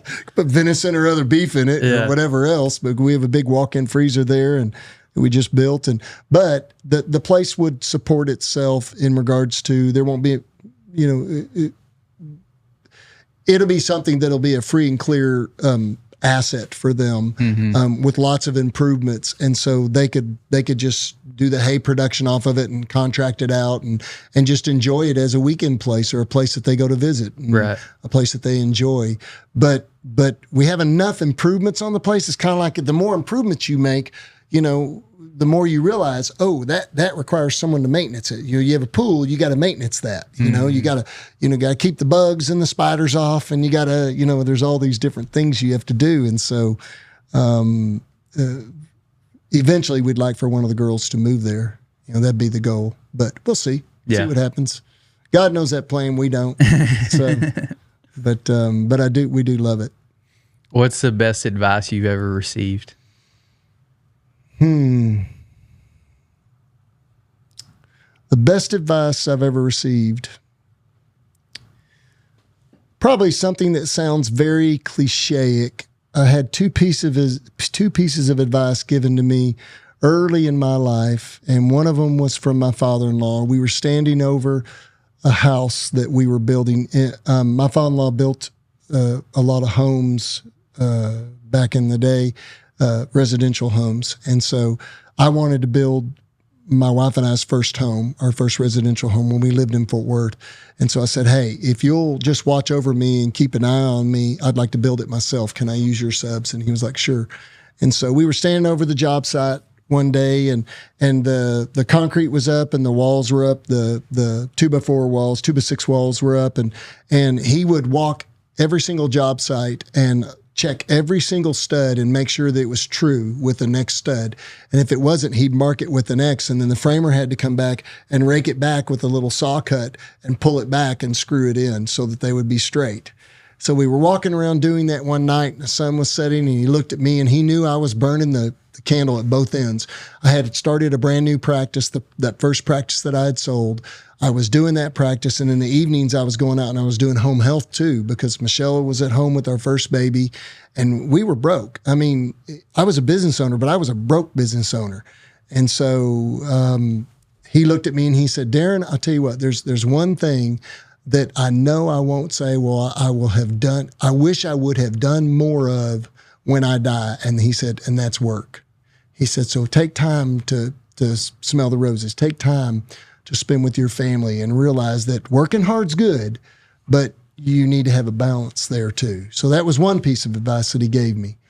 And the next piece of advice that I got one time from someone was, I had a friend that was kind of a spiritual mentor of mine, a pastor, or not really a pastor, but just a guy that kind of discipled me. And he said to me one day, he said, we were talking about the future, and I was like, man, I hope I'm successful in my career. I was in high school or maybe first year of college.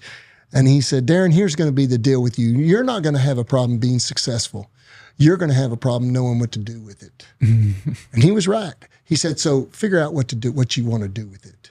Learn how to handle that part of it. He said, because you work hard enough, you got enough ability, you'll probably be successful in life. And he was right. You know, it was figuring out how to handle those resources, and also how to handle them in your mind as a man. You know, the limited amount, little bit of success that I've had in my life, you know, coming from what I came from seemed like a lot. And then I'll be around a man who owns a, you know, $1 billion company. And then you're like, well, you know, that's big. Yeah. You know, that's big. And so, but it is, it's, you know, never believing your own publicity, and just kind of checking yourself and making sure that you stay grounded and know how to handle those resources. And then also having a work-life balance. I think those two things have been valuable advice to me, because I guarantee you, any guy who's or woman that's built any success in life, at some point you have to be out of balance. It's impossible not to be, because that passion drives you, and at some point you lose perspective. You just got to make sure you can kind of you know, it's kind of like being on a horse, isn't it? Right? Run down really, really fast to turn that calf back on the wall, right? To roll back, to run him back to the other side. But you better hope you're not running too fast. And you better hope that horse will gather up and stop and get back around fast enough, or that calf is gone, right? Same concept. You can run too fast in life to where all of a sudden things get out of control and you've kind of lost it. And so, but those probably be the things. That ties in to my next question is, what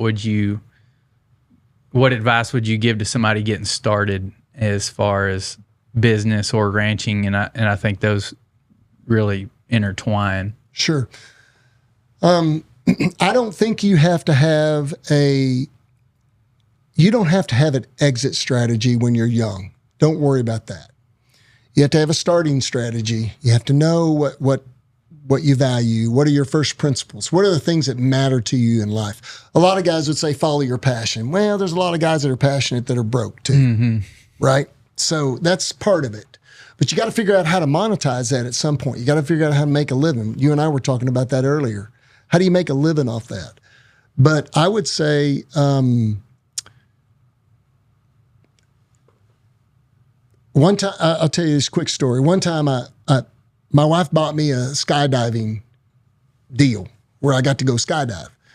For Christmas one year, I thought, ooh, I better check my life insurance. She might be getting ready to off me, you know? And so, but it was a free fall.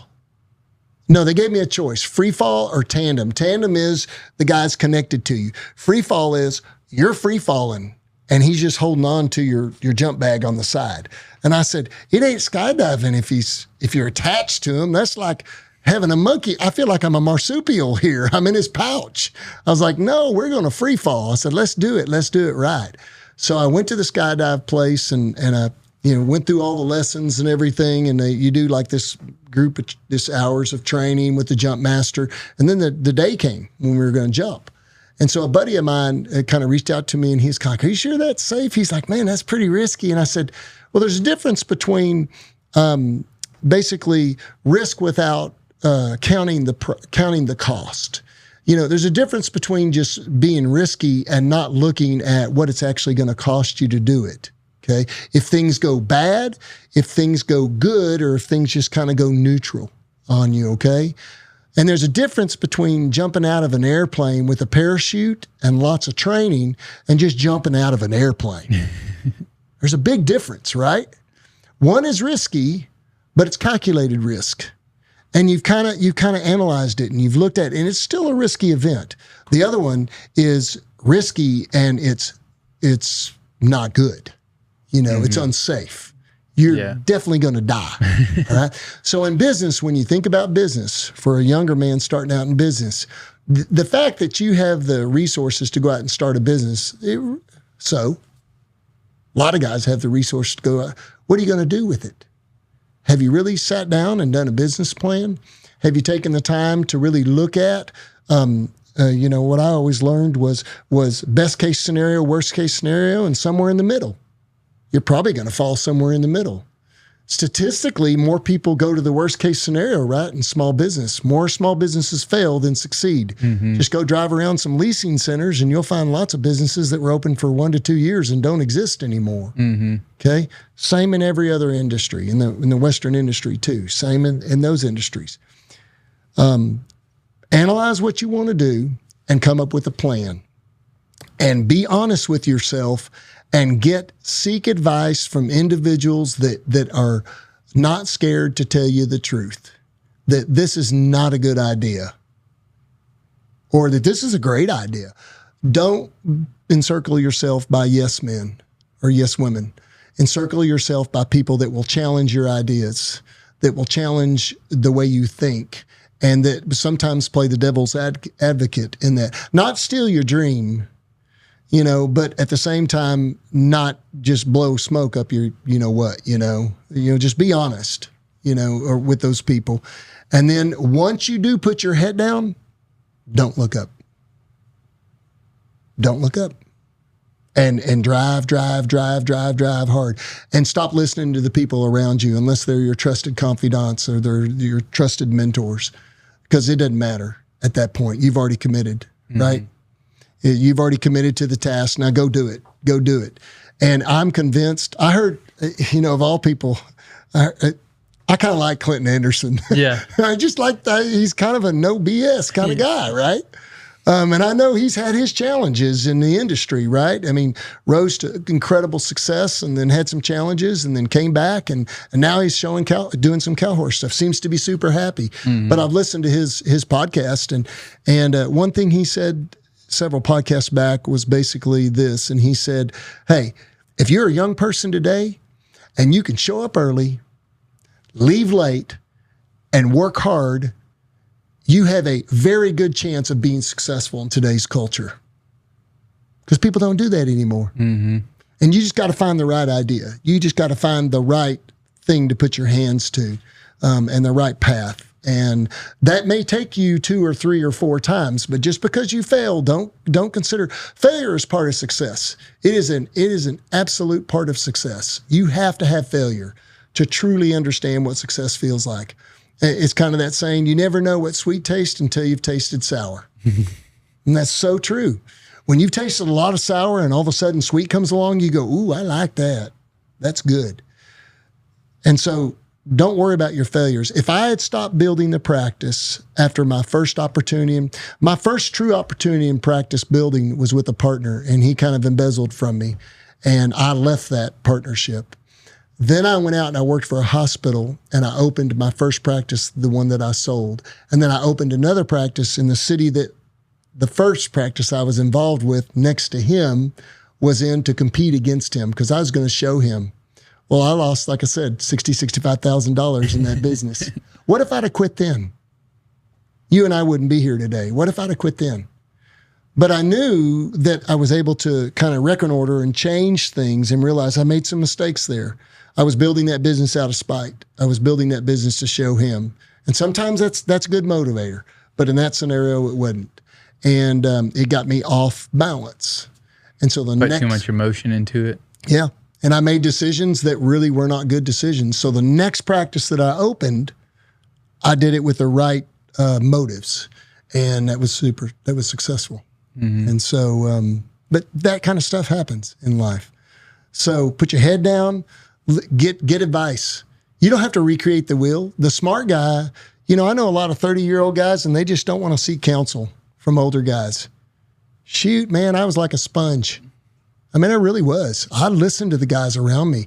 And I tried to hang around guys that were older than me that had been successful. And if I found a guy that I was around that was just kind of a bad apple, I just kind of slowly but surely kind of pulled away and found someone else, you know? And so, and you might find a mentor that you hang around that maybe doesn't have success in the areas of the life that you want to have success in, but he's got success maybe in one area. And you might learn some nuggets or some valuable knowledge in that area. And then you might have to seek someone else for another area.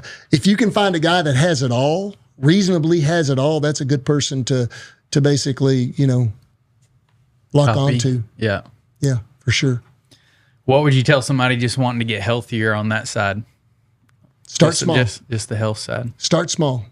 I think the number one thing you can do for your health to start with is nutrition, is what you eat and how you eat it.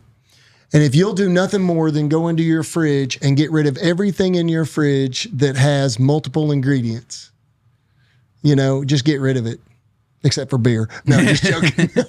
Or whiskey. No, just joking. Or tequila. So you got to list them all. Yeah. Liquor in general.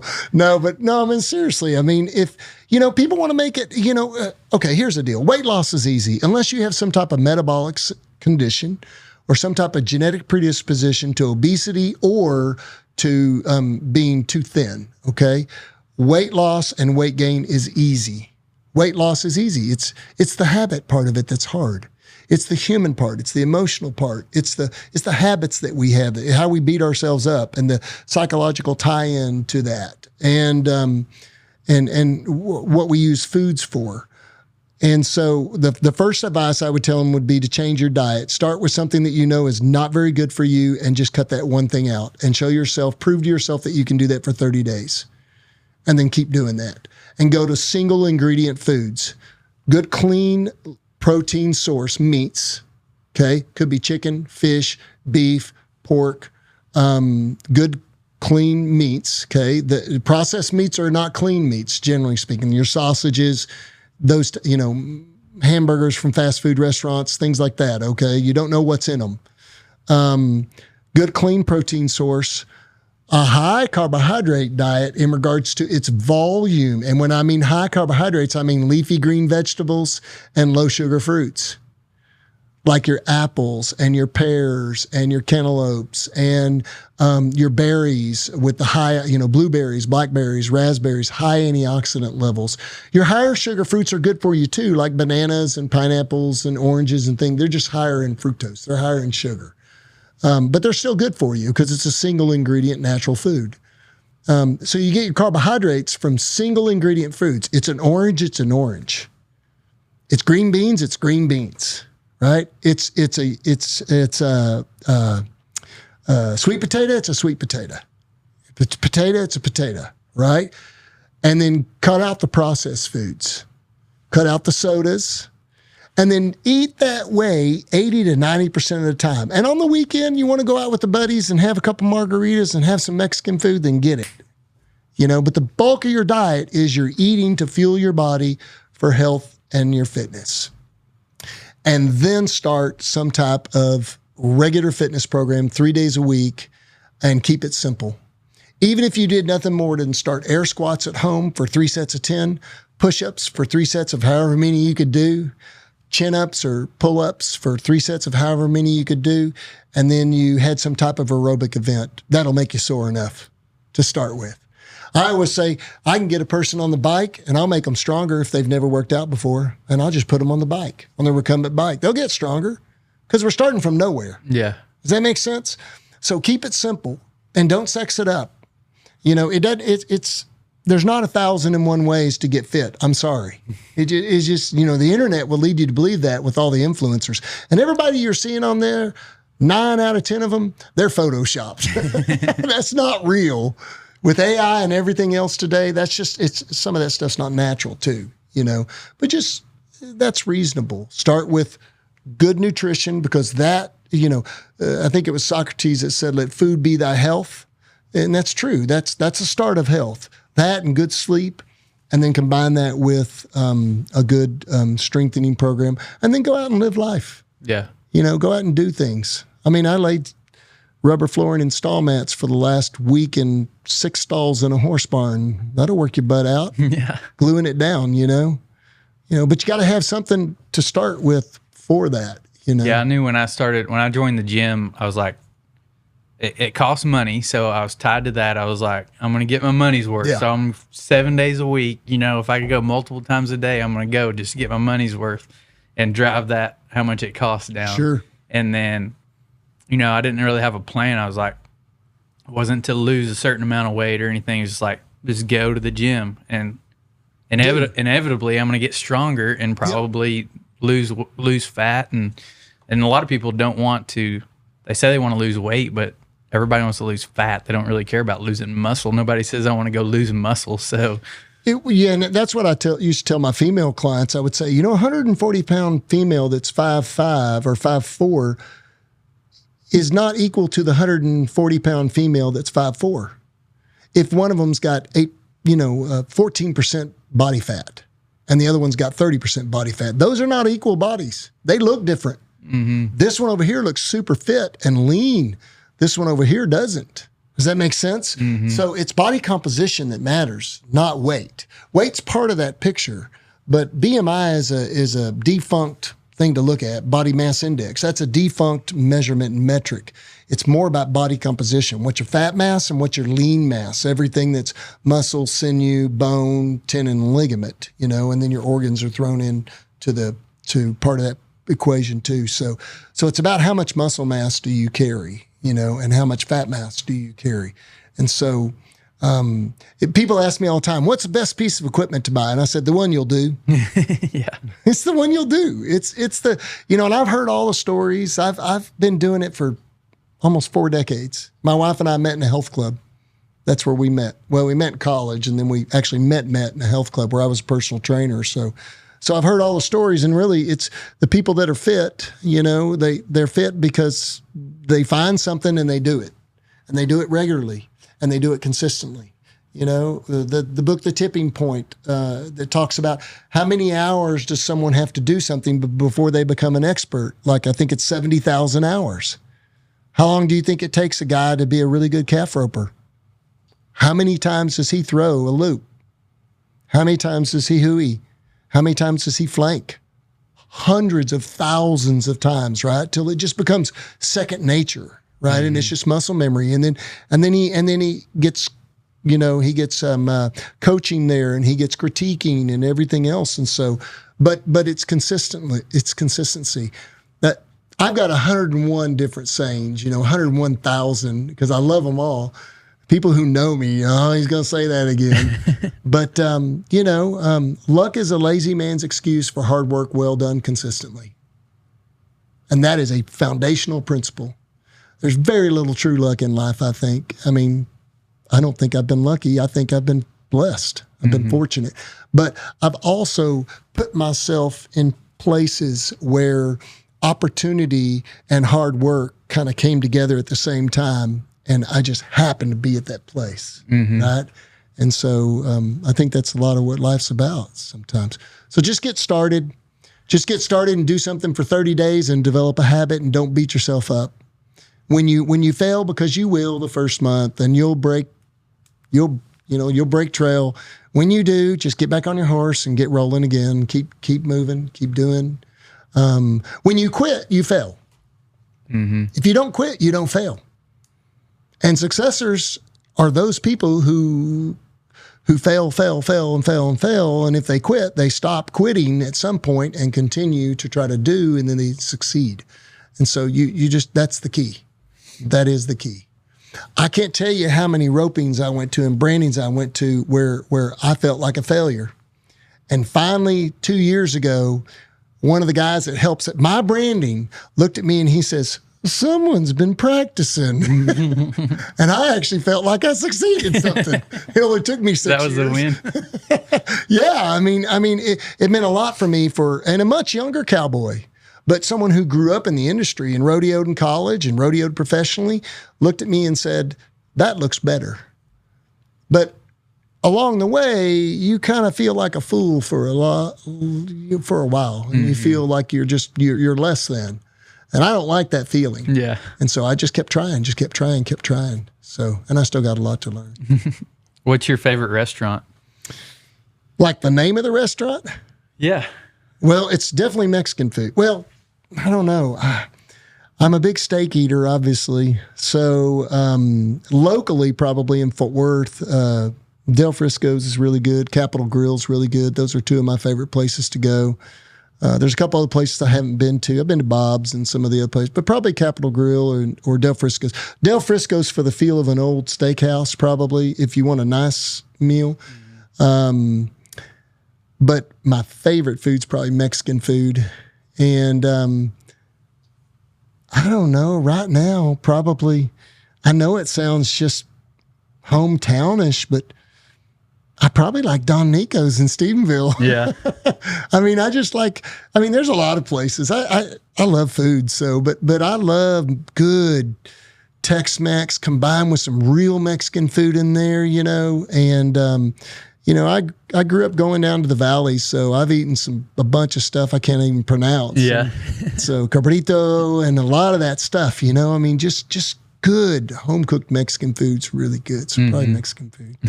And I like Don Nico's in Stephenville. That'd be my go-to. Yeah. Might go there in a little bit. Yeah. So. Where can everybody find you? Got a lot of stuff going on, your beef, your physical therapy, your starting strength. Sure. So the beef is thedeatonranch.com. And it's thedeatonranch.com. And if you go to that, you can work through the story of the ranch. We kind of tell the story of the ranch, where my wife came from. She comes from a farming family out of the Panhandle, Tex Line, and Lockney and Muleshoe and some of those places. That's where her family farmed. And her family were more farmers. And then it tells a little bit about my history and the ranching background, and why we built the ranch, why we have the ranch. And then it tells about the beef business. And then we have a ranch store there. I'm about to come out with a new ball cap I'm really excited about, because it's a catchy saying, and I'm not going to say it today, but I think people in the Western lifestyle will love it, because it matches our lifestyle, and it's probably how we feel about politics today in the world today. So I'm about to have that on there. But we have our beef website. You can buy quarter, halves, and wholes there. Our clinic business is DPT, like dog, parrot, Tom, dpttherapy.com.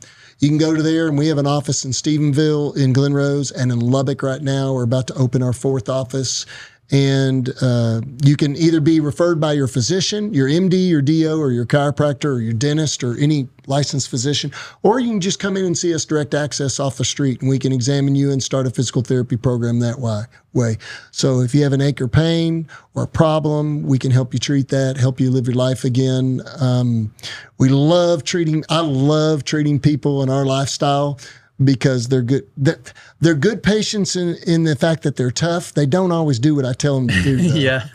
Hard-headed a little. Yeah, and sometimes the next thing I know, I tell them, okay, it's going to be 6 weeks before you're on a horse again, and they just had a hip replacement, and then 3 weeks later they're on a horse. I'm like, no, that wasn't the plan. Mm-hmm. But I love the lifestyle and the people, and so you can get us through there. And then starting strength, you can just get me through the clinic. My email, my personal email that I use is Deaton, Deaton, DPT @gmail.com. DeatonDPT@gmail.com. And if people want to find out what my health and fitness philosophy is, there's 120 episodes out there they can find out. And it's called 40fit.com, 40fit.com. That's the website. Or they can go to 40fit Radio, and you can find it on SoundCloud, Stitcher, Apple Music, your podcast app, basically on your phone. And that's just 120 episodes of basically health and fitness science. There's no fad junk science in there. It's all true science, and we talk about the foundational principles of health and fitness, some of the questions you asked. And or they can go to startingstrength.com and find me through there, or find a start. If you want to start something, that really change your life, find a starting strength coach either in your town or where you live, and it's highly likely you won't have one, because I don't know how many, there's not a ton of us. Or go to the startingstrength.com website and get an online coach, and you'd be surprised what you can do with an online coach, because we can do virtual, videos and stuff like that, and coach you real time. So that's another way you can find a coach.